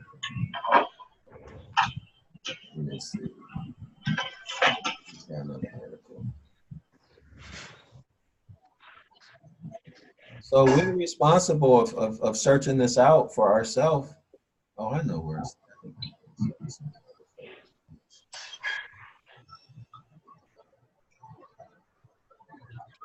at.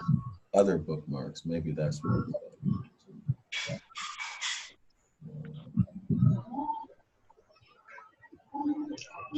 Yeah. I thought I saved it.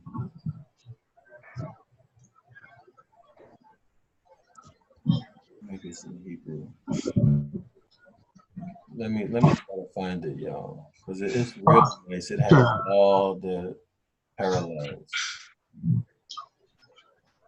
I know they are, a lot of people are uncertain that the Bible was copied from this information. What'd you say? There are a lot of people that are uncertain that since this information supposedly was written before the Bible, that Moses and the writers of the Bible, of the Old Testament, they copied all of this information from the Enuma Elish. Mm. You know, okay, here we go. Here we go. I'm sorry to cut you off. No, it's all right. Go ahead. But it's the scholars have.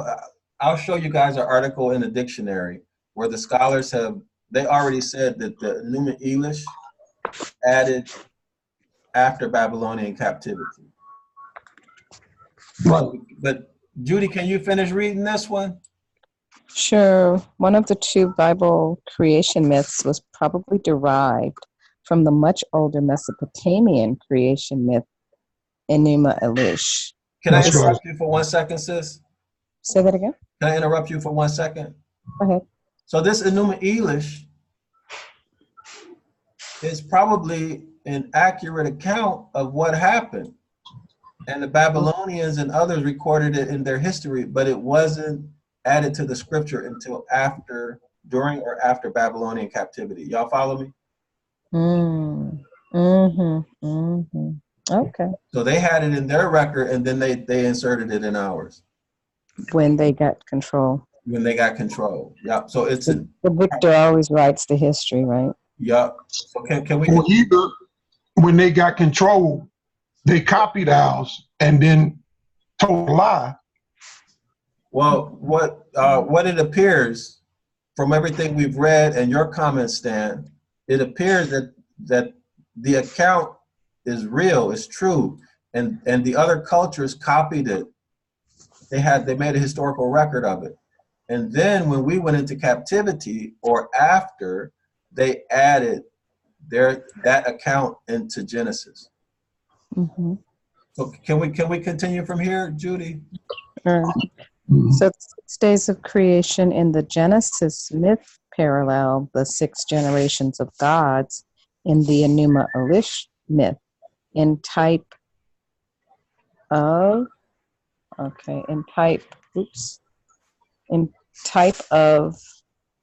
That doesn't make sense. In type of God in Enuma Elish that is God of the earth, to what is created or happens on the corresponding day in Genesis, that is, the waters are gathered together to expose dry land. Marduk, the 6th generation god, makes man as a slave so the other gods can rest. Yeah, they rested, not us. God Elohim makes man on the 6th day, and he himself rests. The Enuma Elish 6 generations of gods. Tiamat and Apsu is the 1st generation who created Lahamu, the 2nd generation who created Kishar, the 3rd generation who created Anu, the 4th generation who created E, the 5th generation who created Marduk, the 6th generation. To read the entire Enuma Elish creation myth, click here. Okay, so does this sound familiar, Anu? Anu, the prefix for Anu. Of Enki and the grandfather of Marduk. Okay, so Anu. Anu served as king for 36,000 years. Wow. Yeah. Wow. Yeah. I'm gonna try to find. They say Enki is still alive today. And he's living among us. So the scriptures, thou shalt have no other gods before me. Anunnaki, there you go. There you go. Yep, there it is. That's what I was trying to find for you. Yep, Anunnaki. Y'all see that? This is Akkadians. The Akkadians are the Anunnaki. The Akkadians was a natural enemy to Israel. So who are the Anunnaki? Aren't this also a race of giants in the Bible? They're giants. The Anunnaki are giants, but they're also they're gods. They are aliens from a different planet that came here seeking gold, because they use gold, the powder gold, to put in the atmosphere of their planet because their planet was getting too cold. They needed a hotter planet, and it was getting too cold. So they needed gold, or it was getting too hot, and they needed gold to block the sun rays or something like that. But see, the Anunnaki are also supposed to be reptiles, the reptors. They're supposed to be, what's this word? Because see, Emil is supposed to be the snake in the garden, the brother of Enki, Emil. And he has scales on his body, and he appears as a snake, and he's also called the dragon in the Bible. Enki is called Elohim, and Emil is called Yahweh. So right. So now remember, that was a point I was just about to bring out. Right. Yahweh is Strong's number what? 430 or something like that. What is it? 368. So 368. Okay. So what does that tell us?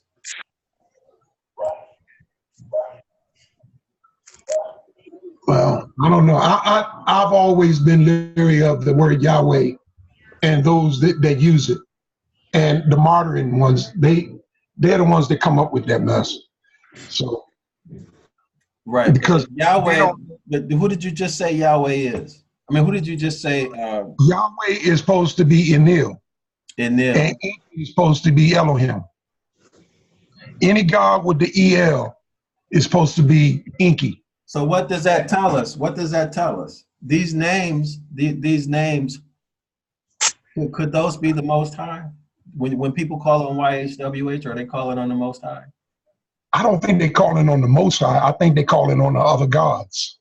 Right. So when people say Yahuwah, Yahweh, Jehovah, and any derivation of it, that like people who call on those various names for the Messiah figure, that's what we actually call it. This McAfee thing, is that from you?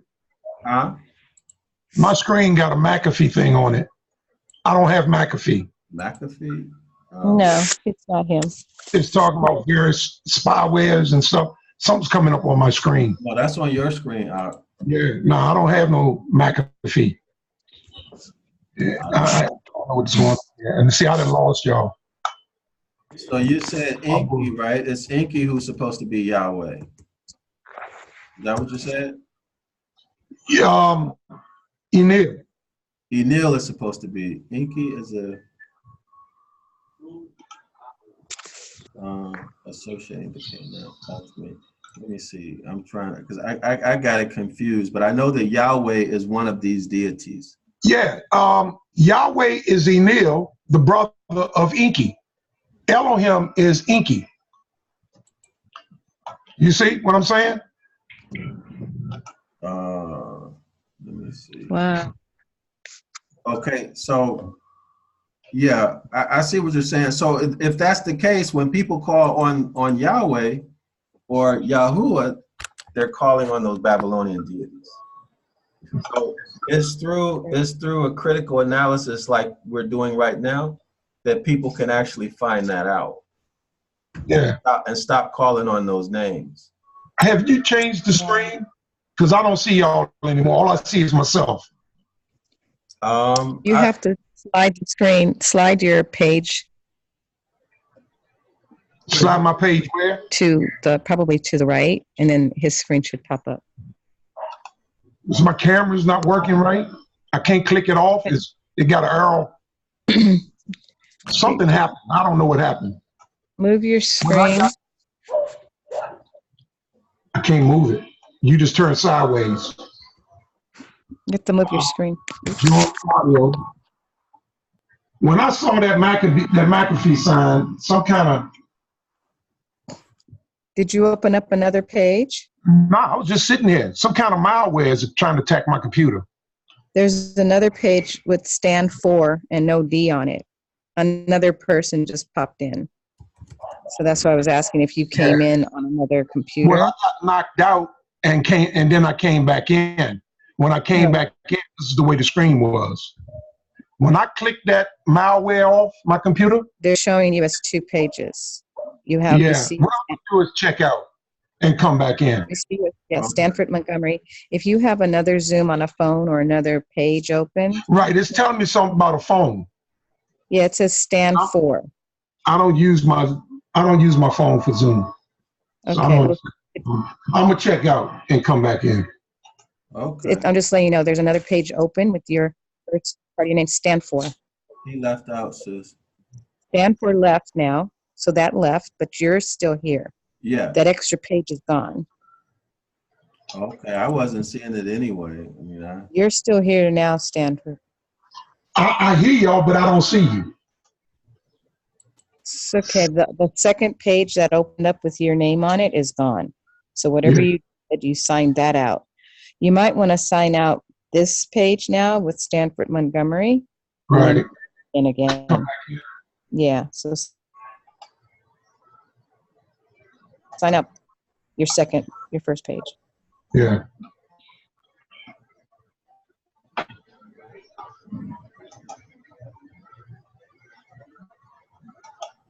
hey, Stanford, can you give me that name one more time, Ak, of that deity? Which name? The one who is Yahweh. Enlil. E-N-L-I-L. Enlil. Enlil. I think it was spelled E-N-L-I-L. Yeah. Enlil.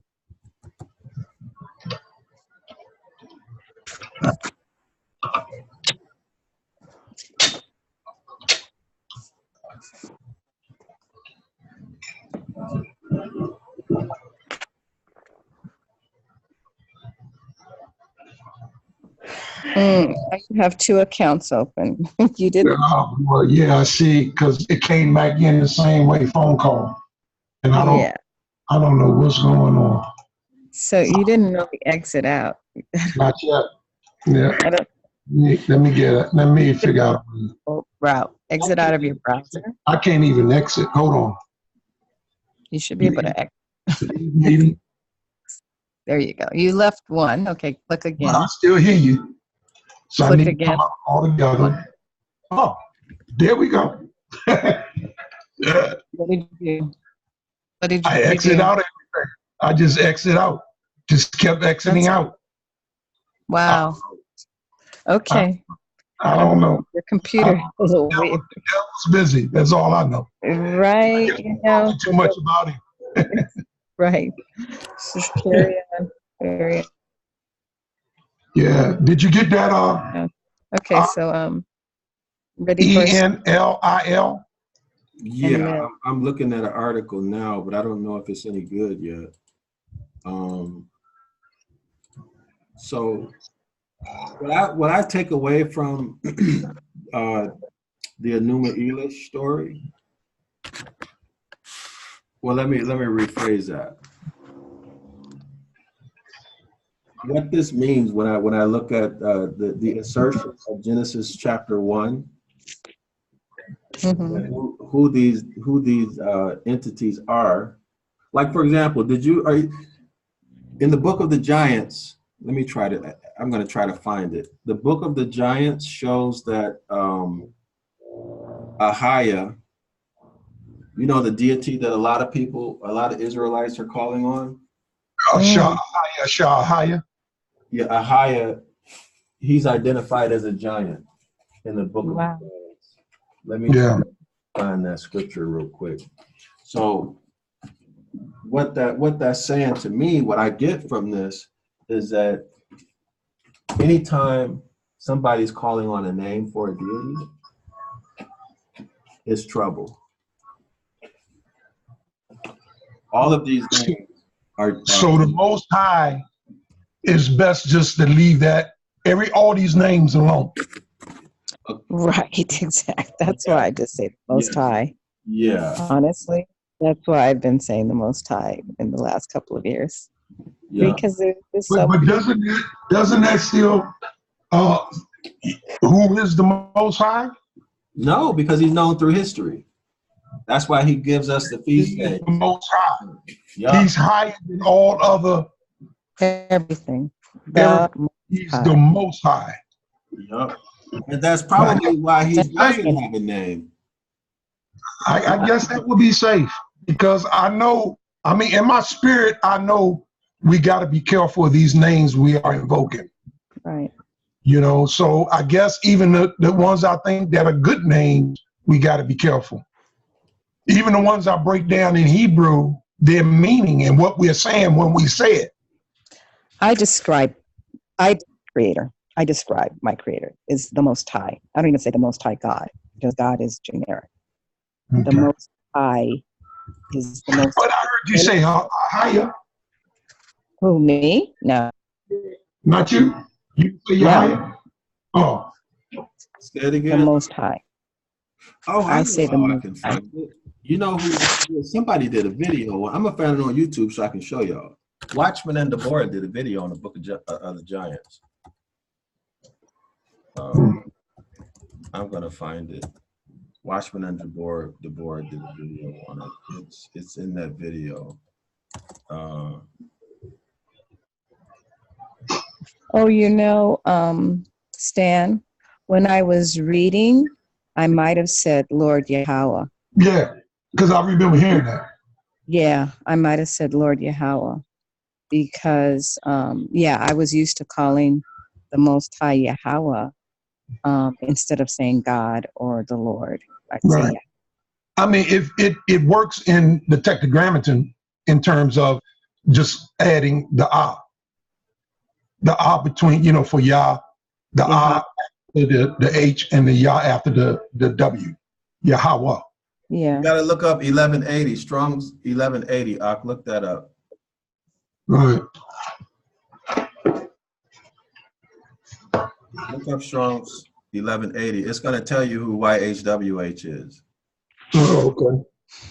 Wow. Matter of fact, let me show it. But I'm trying to find the I'm still looking, so Strong's 1180.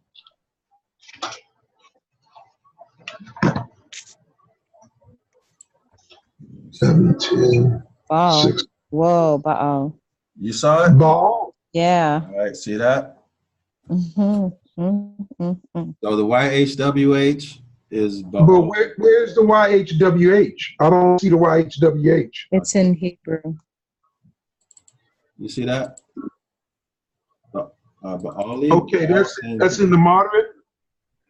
Well, it doesn't. Remember, modern Hebrew just replaces the Phoenician characters. Yeah, I understand. I'm just trying. I'm not that familiar with the modern. Okay, yeah, and so Yah is a contraction of Yahweh or Jah, YHWH. It's just a contraction. Mm-hmm. Right. And it says my ball for Yah. Symbolic name for Yah. Now, if you look in the paperback version, it'll say a symbolic name for Jehovah. Right. Yeah. But that's Yahweh, right?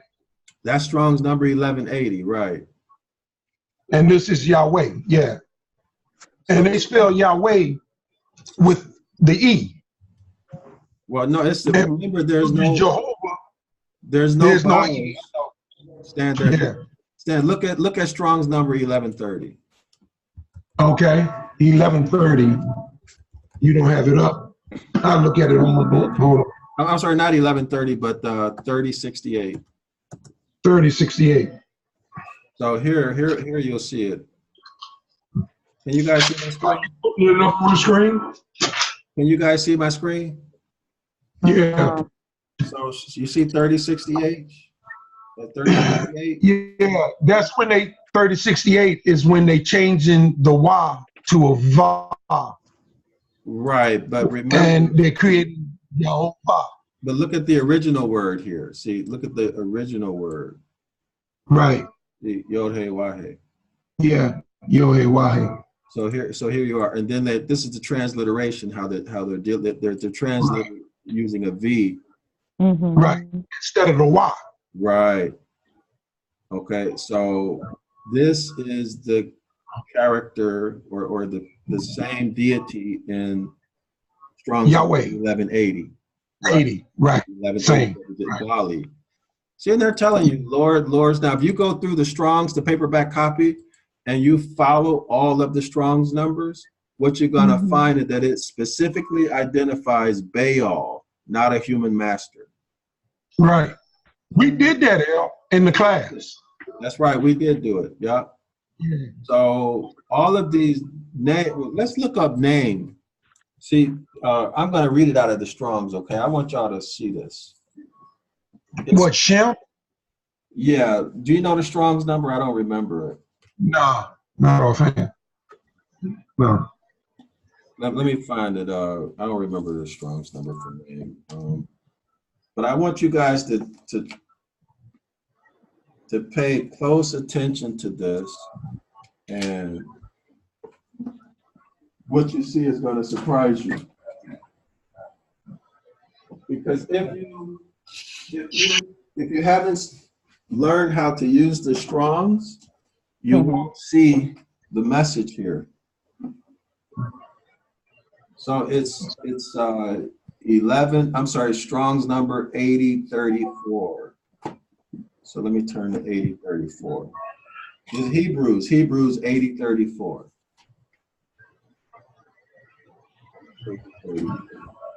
So here we go. This is the Hebrew word for Strong's, right? This is what it says. Strong's number 8034. Okay, a primitive word. Okay, perhaps rather from Strong's number 7760, through the idea of definite and conspicuous position. It has a semicolon. Okay, it says compare Strong's. Can you share that page, please? I'm reading it from a book, sis. I have to take a picture. Pardon. Okay. Well, let me see how. Let me see. I don't know how it's going to look in the online version. You said Strong's number 3084, right? Strong's number 8034. 8034.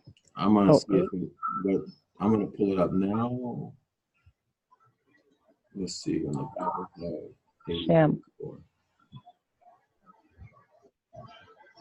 See, this is only abbreviated. It's just a summary, so it's not much information here. It just says a name. So this is a good example. You guys see that? It just says a name, right? A name, right. Now watch what it has in the paperback version. Okay, this is another way it's translated. NASB translation. In another Bible. Okay, New American Standard. The Brown Driver Briggs, okay?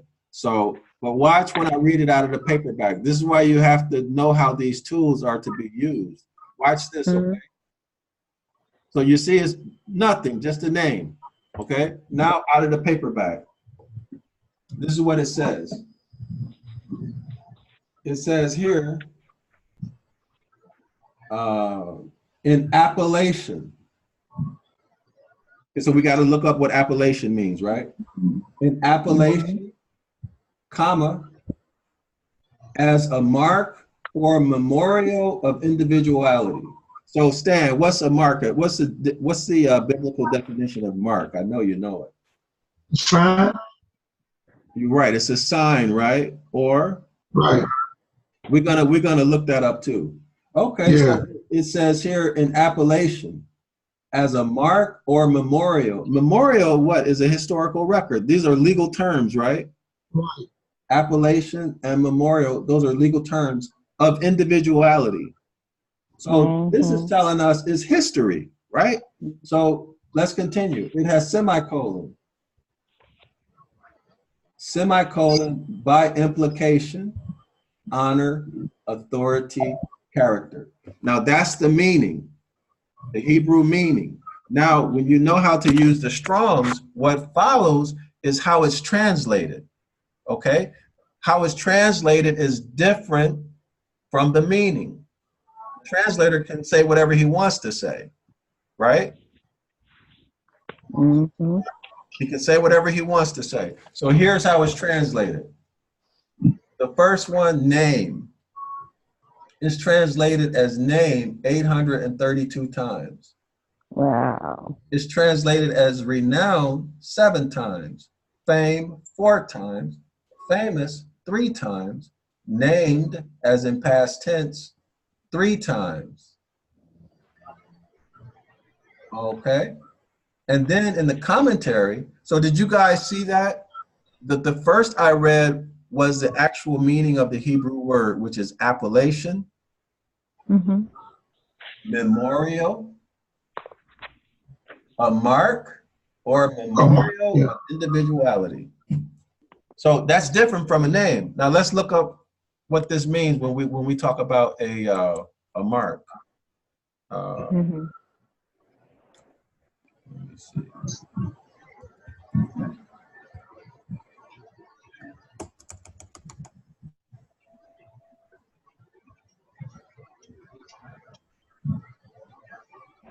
Oh, shoot.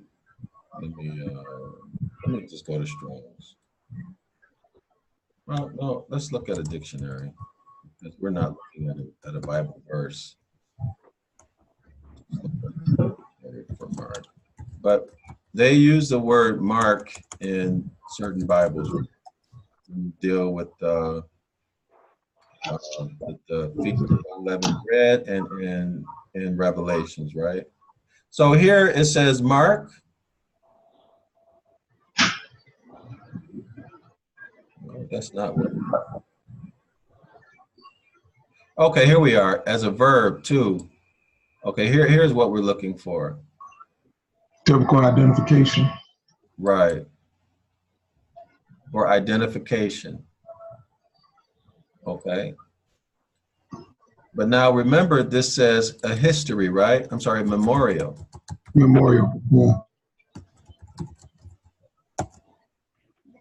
This can be applied to Cain, right? Cain. As mark. He was given a mark. Uh-huh.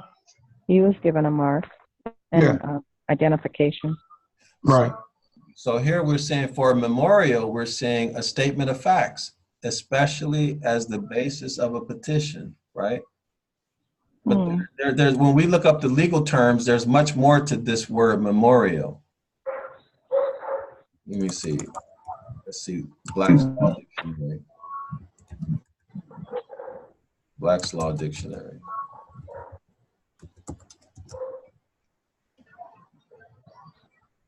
Okay, memorial, a petition or representation made by one or more individuals to a legislative body. When such an instrument is addressed to a court, it is called a petition. Let's go look at this.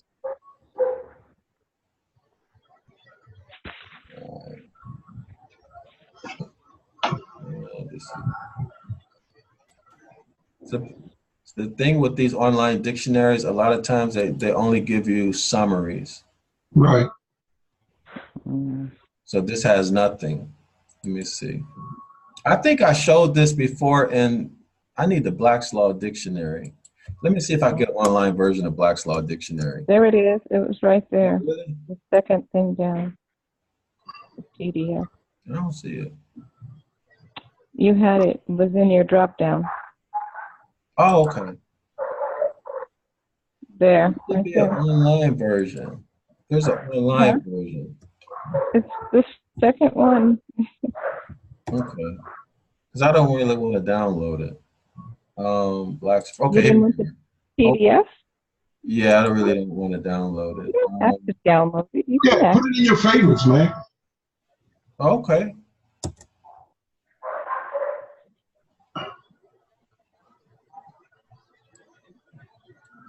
Oh, here it is.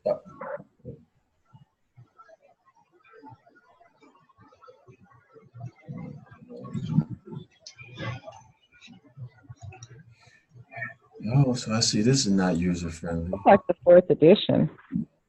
Oh, this is the 4th edition? No, that's the 2nd edition. Oh, I was about to say, well, I'm going to download it. No. Go back to your Dropbox. Okay. Not Dropbox, to the... Right here? This one? No. Oh, here. No. Okay, I see it. I see it. Yeah. Yeah. But when you did it before, it did have PDF as well. This is not a PDF. This is something that you have to buy. Take off, okay, there it is at the top right there.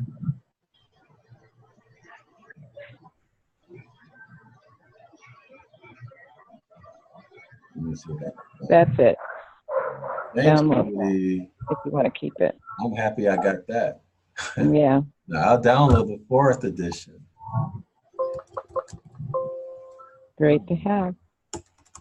So let me see. Okay, so it's going to take it a minute to download. But basically, memorial is it's a legal term that creates a legal,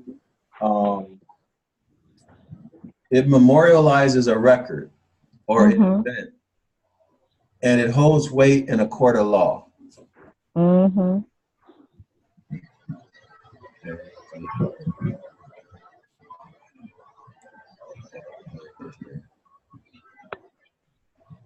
I'll be back. Okay. Man, I'm glad I got this, man. Oh. Yeah, I think I'm gonna go online after and download it myself.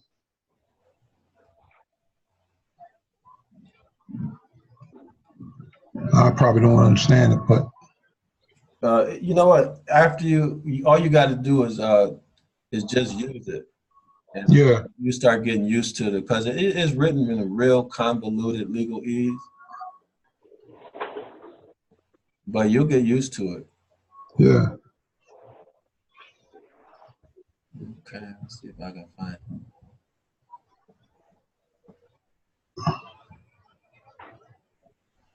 I don't have it. I know it's here because I've looked at it a million times. Oh, here we are, memorial. You see it?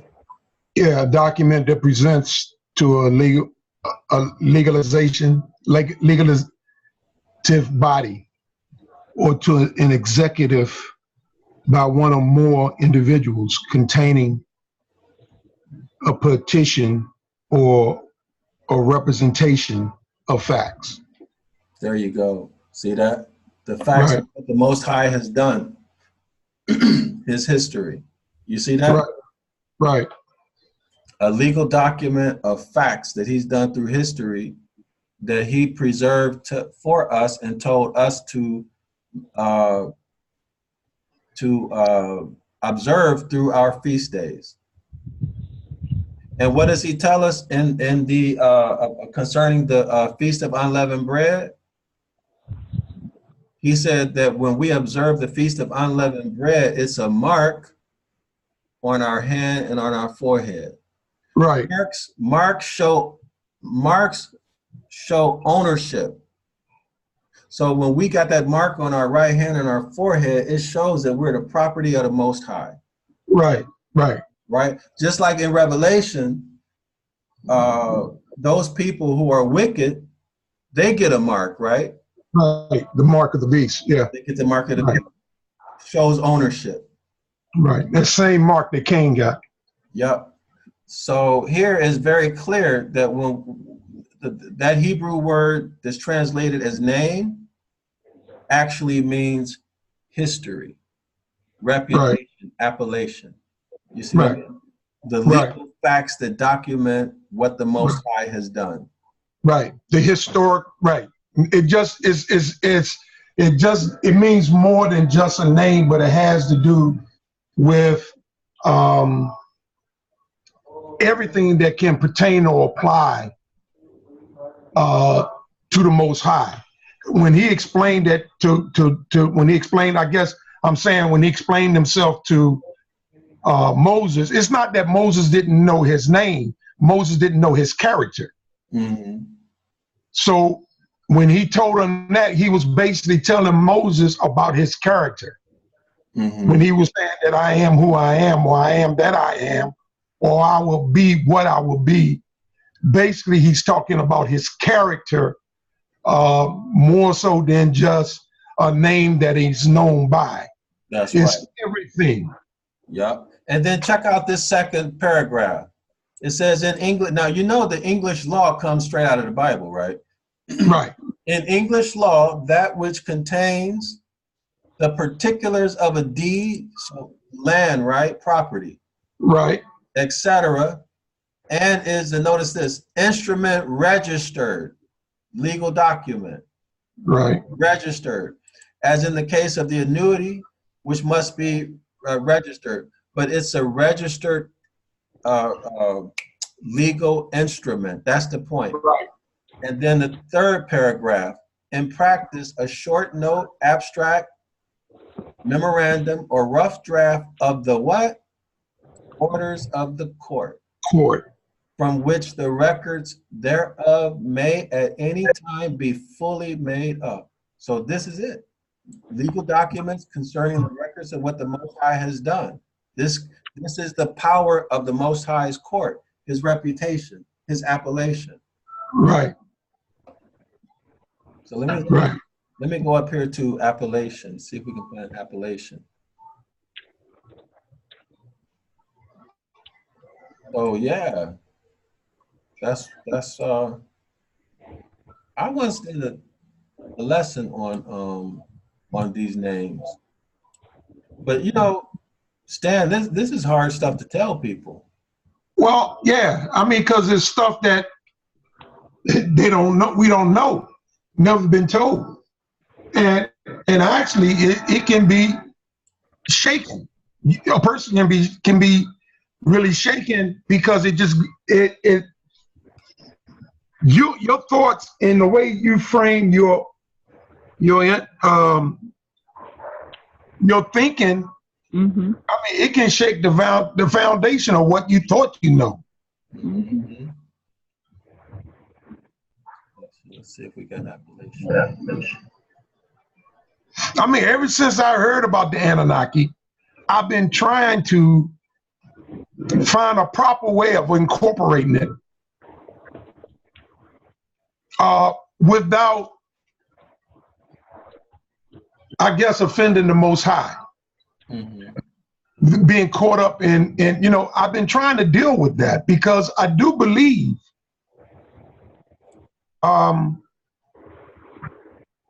that it's real. Mm-hmm.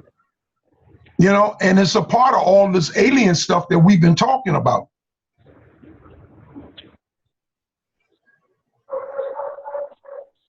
I just don't know what to do with it.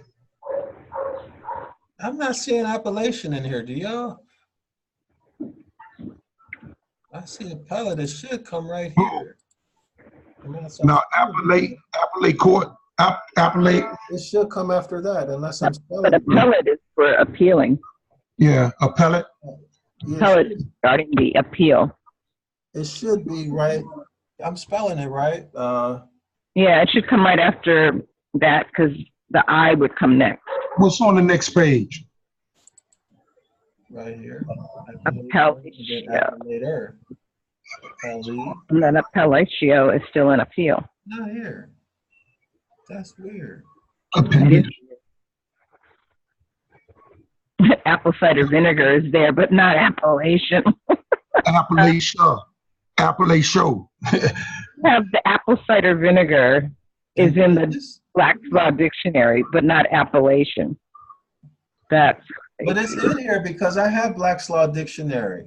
It's in there. They took it out. Appellation. How'd they take it out? We looking for appellation or application? Appellation, like on what you call yourself. Yeah, appellation. Yeah, no. Here, yeah.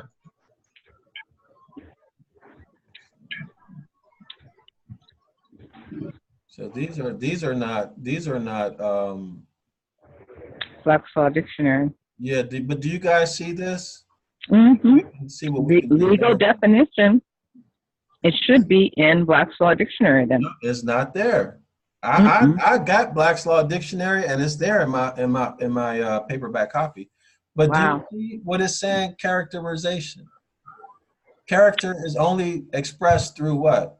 History, actions. Right. Your credit report, your criminal record, right? Your financial statement. Your work ethic. Yeah. So like things like label and name, these have nothing to do with your history or character. For example, my name could be Sam and it doesn't show anything about who I am. Right. Objects have names. And if you, as a matter of fact, I showed this before. What is it called? Capitus. Do. Yeah, here it is. De minimis. Yeah. Judy knows everything. Capital letter. I've heard a few things.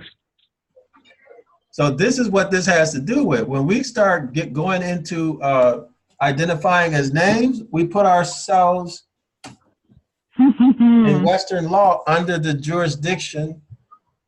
The dominion. Yeah, under the dominion of the court, of the Roman court, right? So what does this say, Stan?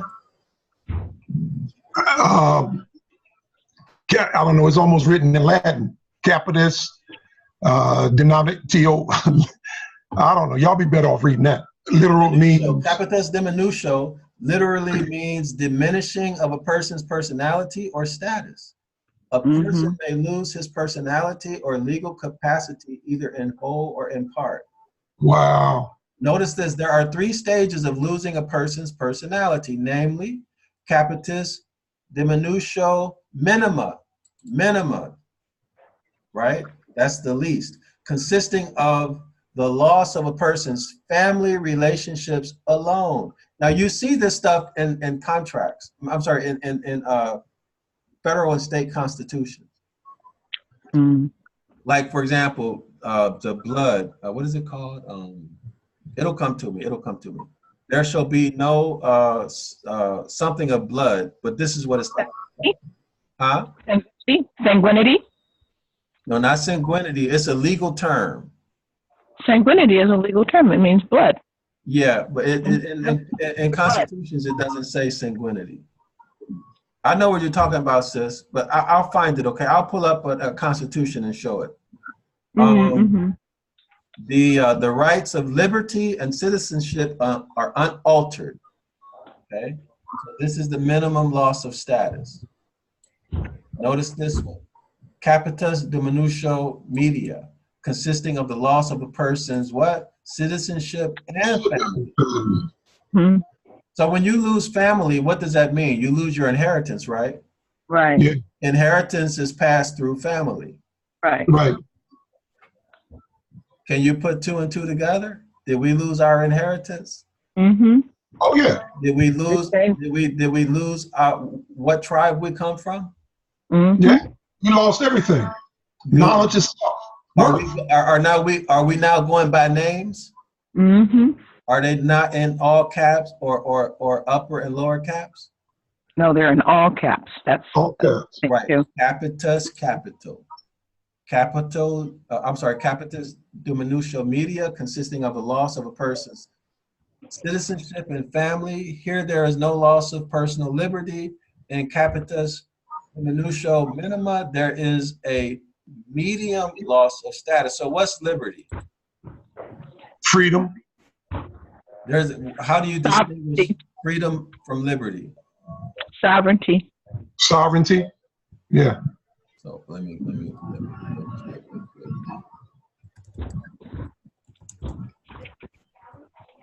Your sovereignty is God-given, but when you have a name, they take that away from you. Okay, so it says broadly speaking, you guys see that? Liberty is the ability to do as one pleases. Now let's go down to freedom. Okay. Freedom is more broad in that it represents a total lack of restraint or the unrestrained ability to fill one's own desires. So let me see if I can find out. Freedom basically means you have a right to not be harassed or things like that. But liberty is you can do whatever you want to do.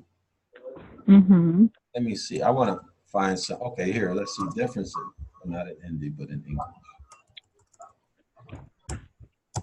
So it's clear.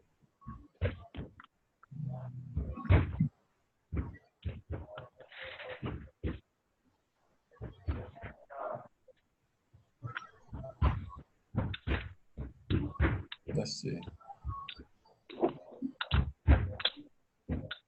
Okay. Freedom versus liberty. Freedom is predominantly an internal construct. Oh no, this is philosophy. I want it in law. Well, can we come back to it? Yeah. Of course. Because they're different. Freedom means you're free from being harassed, you're free from this and free from that, right? Troubles. Liberty is you can do whatever you want. So 3, capitis diminutio maxima, consisting of the loss of liberty. So now you can't do what you want, right? They took it away. You have no citizenship, you have no nationality, and you have no family. Or inheritance. Or inheritance. So you're a stateless person and a slave. Sound familiar? Yep. Here a person's status is changed from freedom to bondage. This is the maximum level of loss of status. So when we start talking about names, this is what you're dealing with. Because you gotta what? You gotta write the name out, right? Right. Sam Jones. So how do they teach you to spell it? Capital S, lowercase a-m, capital J, lowercase the rest, right? So that would be what? You're using capital letters, so it's going to be one of these, right? And those, how you write that name signifies what your level or what your status is. So in all caps, total loss. That's why slave. That's the maximum. Maximum. So that's why the Most High and our people, we didn't have names. We had appellation. These are things, appellation is something that describes my character, my history, right? And that I would respond to if someone said it to me. But we knew that the appellation is not us. Whereas people think that their name is them. Right. And when you go into the court, when the judge says, Sam, are you Sam Jones? And you say yes, you've automatically what? Submitted yourself to their jurisdiction. Submitted right, because you identified as being their property. Yeah. Right.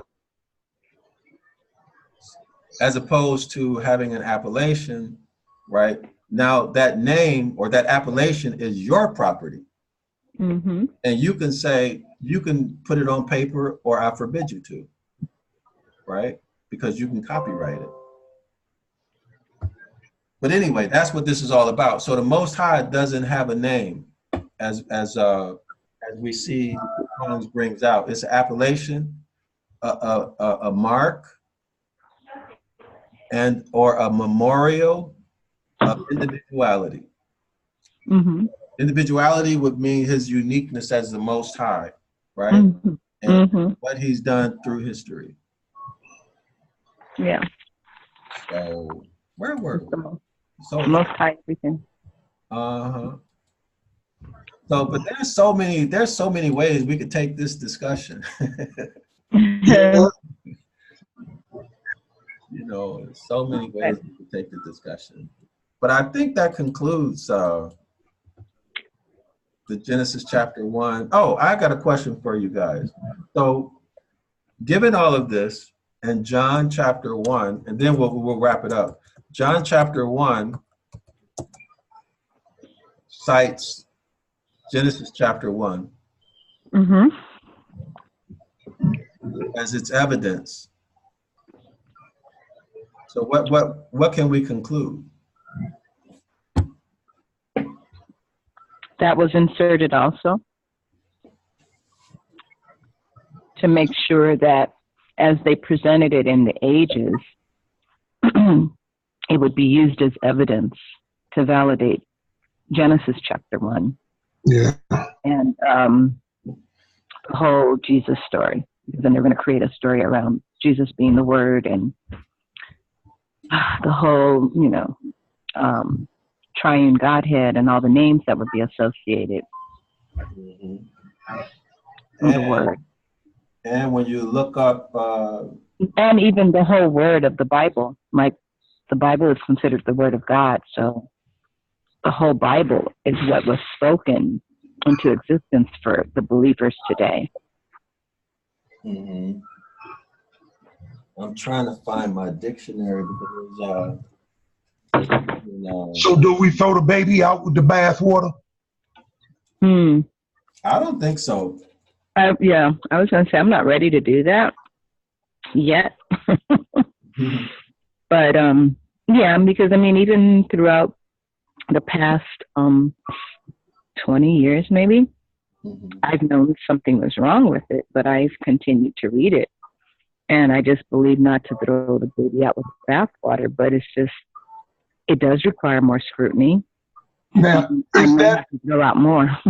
Is that because of what the authors did or what the translators did? I think it's the translators. The what? The translators? That's is it the authors? Or, I mean, is it the authors that's misleading us? Or is it translators that's misleading us? I think because if it's the translators, then we can still get to the application of truth. If you can find a true record of the original writings, Sanskrit or... Yeah, well, we don't have that. Nothing original exists. Only thing we have is copies of copies. Hey Stan, can you read this and then tell who's responsible? Okay. How can we see? Oh yeah. How can we say we are wise for when we have the law of the Most High, when actually the lion pen of the scribes has handled it falsely? So the scribes are the who? The translators, the people who wrote it. Yeah. The people who wrote it, right? Yeah. So, Shakespeare. Yeah. So, but what does the Most High tell us? So ultimately, it becomes a matter of what? Self-approved. Study to show thyself approved. Yeah, study to show thyself approved. And what else is he telling us? Well, I think when we read it, concerning the scriptures, when we read it, by relying on the Holy Spirit, the truth within the scriptures ultimately will get to us if we coming from that position of truth and earnesty. Okay. But that verse said the law. You have the laws of the Most High. Yeah, but we got the laws, but the laws is in this book. Yeah, we're not saying throw out the baby with the bathwater. Let's see what the Most High says about salvation, right? Let's just see that. And Stan, you want to read verse 31? Yeah, 30 or 31. 30, right? Verse 1, chapter 30. And it shall come to pass, when all these things are come upon thee, the blessings and the curses which I have set before thee, and thou shalt call them to mind among all the nations, whether the Most High, thy Lord, thy Yahweh, have driven thee, and shall return unto the Lord thy God, and shall obey his voice according to all that I have commanded thee this day, thou and thy children, with all thy heart and with all thy soul, that then the Lord thy God will turn the captivity and have compassion upon thee, and will return and gather thee from all the nations, whether the Lord thy God has scattered thee. Okay, can we stop there? So according to the Most High, what do we have to do in order for him to give us salvation or save? Return. Return to the Most High. Return. And obey his voice. Obey his voice. So really, that's the Holy Spirit that's going to talk to us. Well, we're gonna get there, Judy, about the Holy Spirit. Okay, we get there, but right here, so we can parse it out. Right here in verse 2, what is it saying?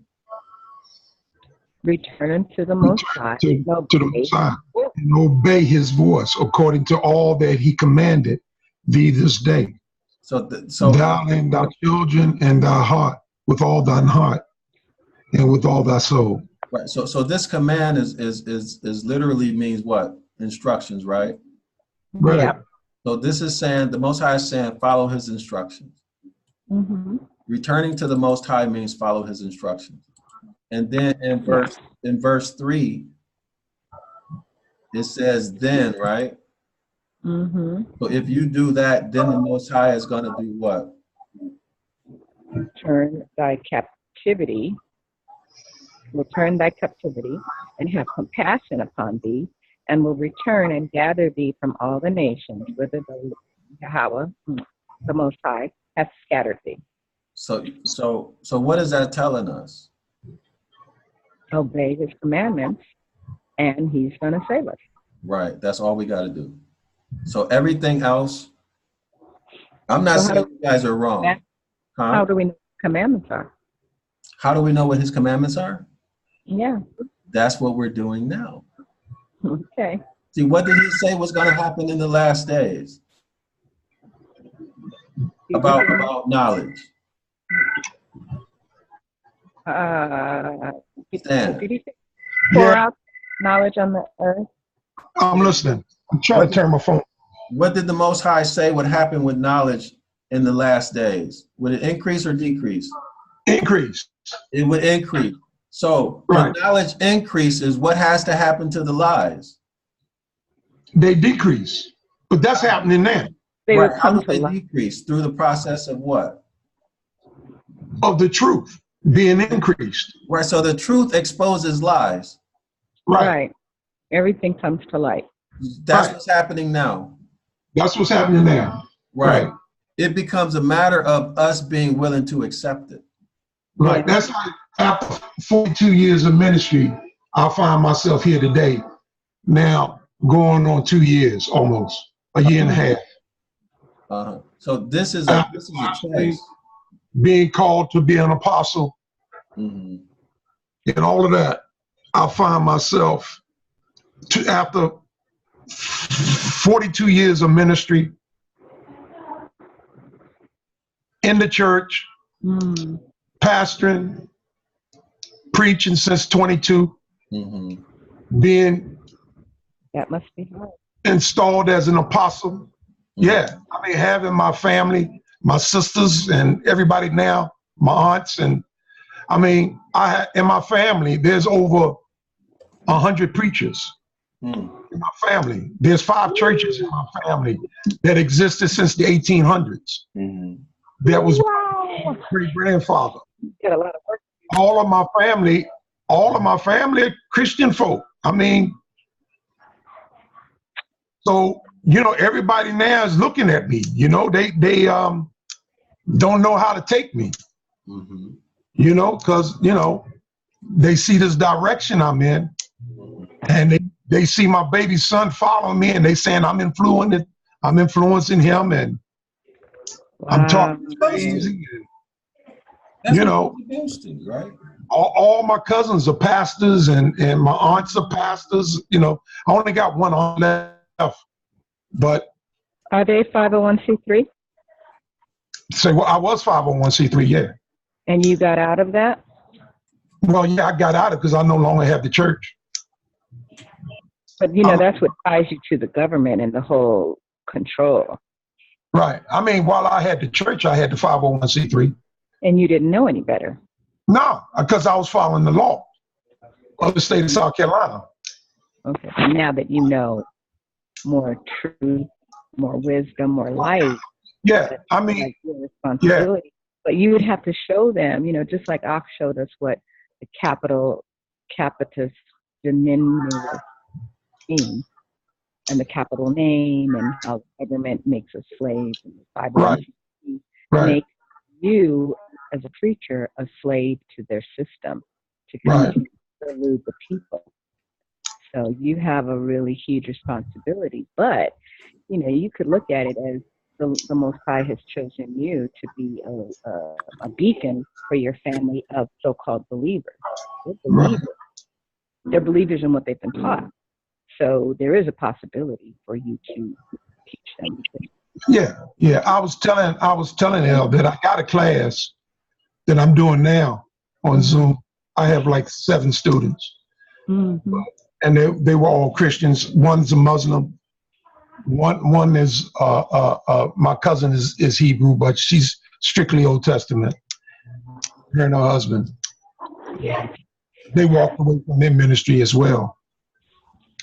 They closed down their ministry as well. But you know, yeah, I'm not looking at what I lost because I've only got gain. Right, exactly. You know, all I got is gain. So, and that doesn't mean anything without the Most High in my life. So at this point, I guess it's like Yahoo said. I mean, I will sacrifice all. You know. So, I wish I was able to communicate with my mother. Yeah. But you know, she passed in June, and the last 4 years she's been dealing with dementia. So I never really got the opportunity to talk to her because everything I knew about the Bible came from her. You know, she was an evangelist most of my life. So, yeah, my mom. Can I point you guys' attention now to verse 6, which you guys were talking about? Yes. Oh my, beautiful. Can we read 6? Can somebody read 6, please? I will. And the Lord, the Most High will circumcise thine heart and the heart of thy seed, to love him with all thine heart and with all thy soul, that thou mayest live. Continue. No. So when it says circumcise thine heart, what does that mean? He's going to snip it away. Right. He's going to cut away the unclean parts. Right. So the Most High is going to make it easy for us to keep his commandments, right? That's what I'm saying. So we don't have to worry about these things. All we need to do is keep the commandments, and the Most High will reveal it to us. See, it's him saying that he's going to circumcise our heart, right? And the heart of thy seed. We don't have to do anything but keep the commandments as best we can. Okay. You guys see that? So it's through his spirit that he's going to act on us and bring these things out.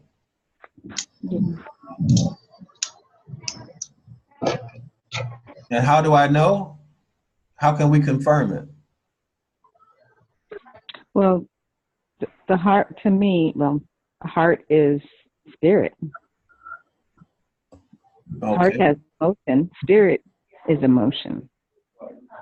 So let's look at verse 7. Verse 7 says, and, so this is in the sequence, right? The sequence here starts up here, if we return to the Most High and follow his... And we'll put all these curses upon... Right, verse 7. Go ahead, sis. And the Most High will put all these curses upon thine enemies and on them that hate thee, which persecuted thee. Okay, so and what was the promise that he gave us? If we follow his instructions, he would bless us and do what? In Deuteronomy 28, very first verse. Bring us back together. Let's go. I hope y'all don't mind the NIV, but that's 28, Deuteronomy 28. If you fully obey the Most High, your power, and carefully follow all his commandments, I give you today, the Most High will set you what? High. Above all nations.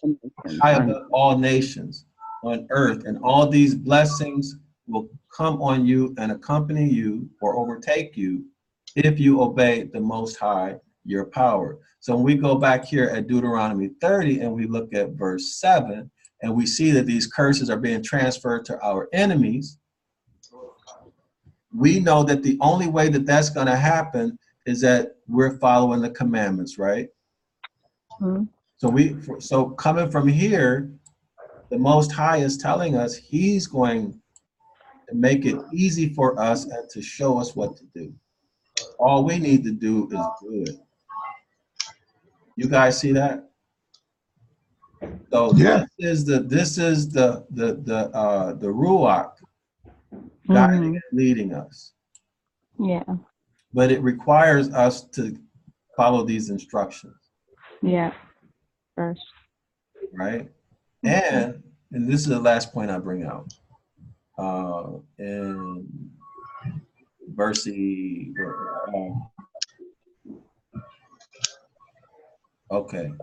verse 19. Verse 19. Judy, can you read this one? I call heaven and earth to record this day against you, that I have set before you life and death, blessing and cursing. Therefore choose life, that both thou and thy seed may live. Okay, so heaven and earth is still here, right? Mm-hmm. Okay, to record, that's a record, right? That's legal. So we're dealing with legal matters. What hits in the generations? That's what we had noted in Genesis chapter. Yes. When we deal with the Most High, we deal with legal matters. Mm-hmm. Okay, and so these are going to record. The record is going to be there. These are a witness, right? Other translators will say witness against you, right? And that's a legal term. Set before us life and death, and all we have to do, according to the text, is follow the instructions. And the Most High wants to make us wealthy. That's why he says, therefore choose life. He wants us to be wealthy and on top of everybody. All we have to do is follow the instructions and stand, as you brought out, in the future or in our time, when this truth starts to become more abundant, the lies will be exposed. And then those lies, once they become exposed, are we going to be so uncomfortable with it that we can't? We might be, but you know what? Growth, ultimately, nothing comes without a struggle. That's right. So, I guess the worst struggle is the struggle we have with ourselves. Mm-hmm. But at the end, we have the assurance that we win. I mean, we come out all right. So even in that, that's why I don't begrudge my journey. Mm-hmm. It's necessary. Everything that I went through was necessary to get me to where I am today. Mm-hmm.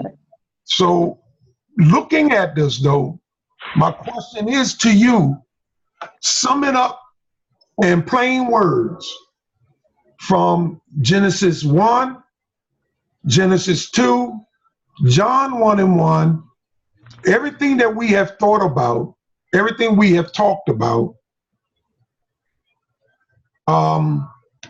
basically to understand what you have presented is there are two different creations, and the creator in chapter 1 is not the same as the Most High, and the creation in chapter 1 is different from the creation in chapter 2. Mm-hmm.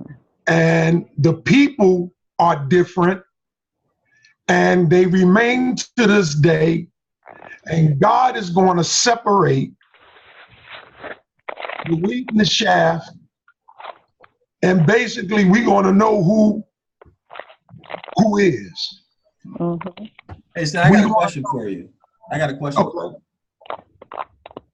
Given everything you just said, these realities, right? Why did the Most High why did he forbid us to mix with certain people, to have marriages and children with certain people? Because he didn't want us to adopt their ways. And what else? And he didn't want us to mix our blood. There you go. With these hybrids. Right. It makes more sense now, doesn't it? About the strict rules of us being separate from other people. And why he told us don't engage in the sexual practices that they were engaging in. Remember he said no sex with that mean for us? What does that mean for us that's on the side of Atlantic that was brought here, had no knowledge of self, had no knowledge of our customs, and now we done bow to these gods and with no with nothing that we had to do with it. Mm-hmm. We run our DNA and we see that our DNA got hybrid blood in us because on our journey or our excursion and how we were brought to America and how our women was treated, how they were abused Mm-hmm. and forced to do things beyond their will. Mm-hmm. And then, you know, had these children, and like any mother would care and take care of these children, even their children, Mm-hmm. because of the love we have. Mm-hmm. So, but what does that have to say for us? Because whether it's my fault or not, there very well could be Anunnaki blood in me. But what did the Most High say? Say it, explain. The Most High said he was going to curse us. Well, we all have been cursed. We've done that. We shared our curse. Right. He cursed us, and he said he wouldn't care anything about our children. He would walk away from our children. Right. Right. He said it's finished. When I curse you, you and your children, y'all finished. Basically, I mean, I'm paraphrasing. So you see what I'm saying? That's the consequence. Now, but we got to get back. We still got to get back. Well, yeah, I agree with you, but how can I say that? I don't know anything about what the Most High going to do. All I know is that he said for us to return. And, right. And lineage comes from the Father. So what he's going to do, I don't know. But if I know this, that if a person feels compelled to follow the Most High's instruction, right, then you can be confident that the Most High is dealing with that person. Well, yeah. And I wouldn't trust the DNA test company anyway, because they lie. Mm-hmm. They'll put anything in there. Yeah. So I wouldn't give it any thought about what they put on a DNA test result. Yeah. Because you gotta remember, man, these people are witch doctors. Yeah. You have to look at it in terms of what they are from a cultural point of view. From our cultural point of view, they're witch doctors. Right. And I've heard, do you know Dr. Deepak Chopra? Yeah. He admitted that he's a witch doctor. Mm. I heard him on a video say it. Yeah. But you have to look up what it means to be a wizard. Right. Right? You have to look up what that means. And pharmakia. There's nothing wrong with the medicine itself. It's when the person draws attention to themselves so that they receive a benefit, so that they have power in them, right? That's what makes them a witch doctor. So when you get these companies advertising, building a brand in your brain, right? That's what makes them a witch doctor or a wizard, right? Not the herb itself. So I wouldn't worry about that kind of thing, man, because it's unimportant. Right, right. It's unimportant. If the Most High wasn't dealing with a person, they'd be out here doing the other things. You'd be doing things to please yourself, right? Right. You wouldn't be even interested in even learning what these instructions are, let alone doing them. Like there are many people that are not interested in it. Mm-hmm. Mm-hmm. So. Have no notion. at all. No notion, Don't in even think about regard. it. And they would, if they did learn this stuff, they would be looking at it for money. Yeah. So, and you got to remember also that the DNA of the giants, they produce extremely violent people. Well, that's true. So that you'd also be able to recognize them by their behavior, their violence. So 20. Can we end it with verse 20, Stan? You want to read this? Yeah, okay. And then That thou mayest, verse 20, that thou mayest love the Lord thy God, and that thou mayest obey his voice, and that thou mayest cleave unto him, for he is thy life and the length of thy days, that thou mayest dwell in the land which the Most High swear unto thy fathers, to Abraham, to Isaac, and Jacob, to give them, to give to them, to give to them, to give them. Okay. Okay, so can you give us some commentary so we can exit? Yeah. Well, yeah. Here basically, he's talking about, in a sense, really what love is. Love is obedience. It's not a feeling or an expression. It's obedience to the one true God, and that if we obey his voice, and that if we cleave to him, he basically will be the Lord of our life, and he will lengthen our days. That was intended for us from the beginning, because we were intended to live forever, not die, because there's no death in him, that thou mayest dwell in the land which he has already provided for us through our father, Abraham, Isaac, and Jacob. And because of them and through them, we have the assurance of the blessing.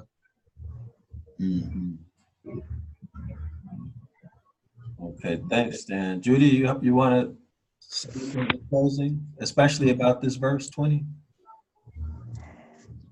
For me, it's just to stay on the path, stay doing what I'm doing.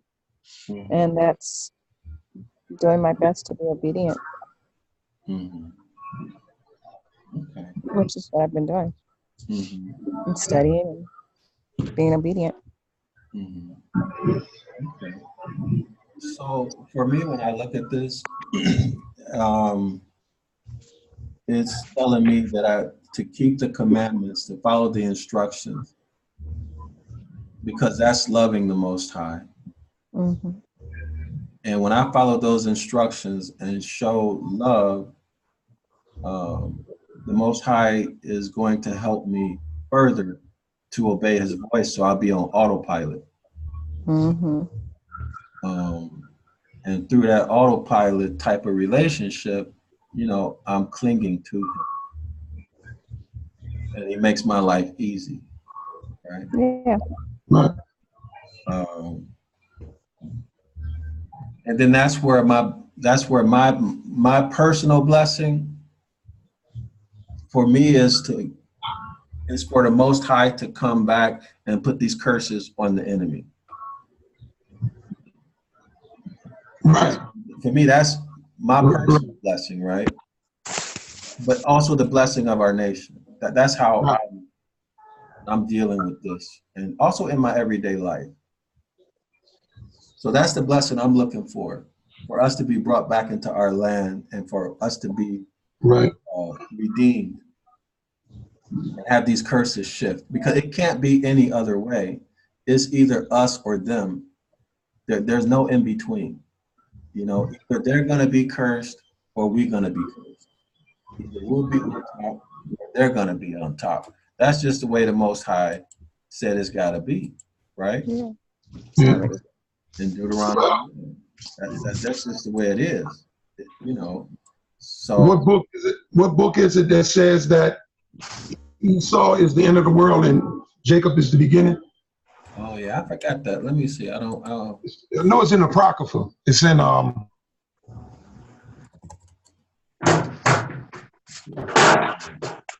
can't think. Is it in Baruch? Oh, sorry. I'm not good with remember. Yeah. Let me see. Yeah, Ezra 4:6. Yeah. Right. Okay. My battery's dying. Okay. I gotta go charge my phone. I have 5%. Thanks. Well, I think we're ending anyway, right? Today was a good day. Yeah. Very Yesterday was good, but today was better. Uh-huh. Yeah, I think we got a lot accomplished in a productive way.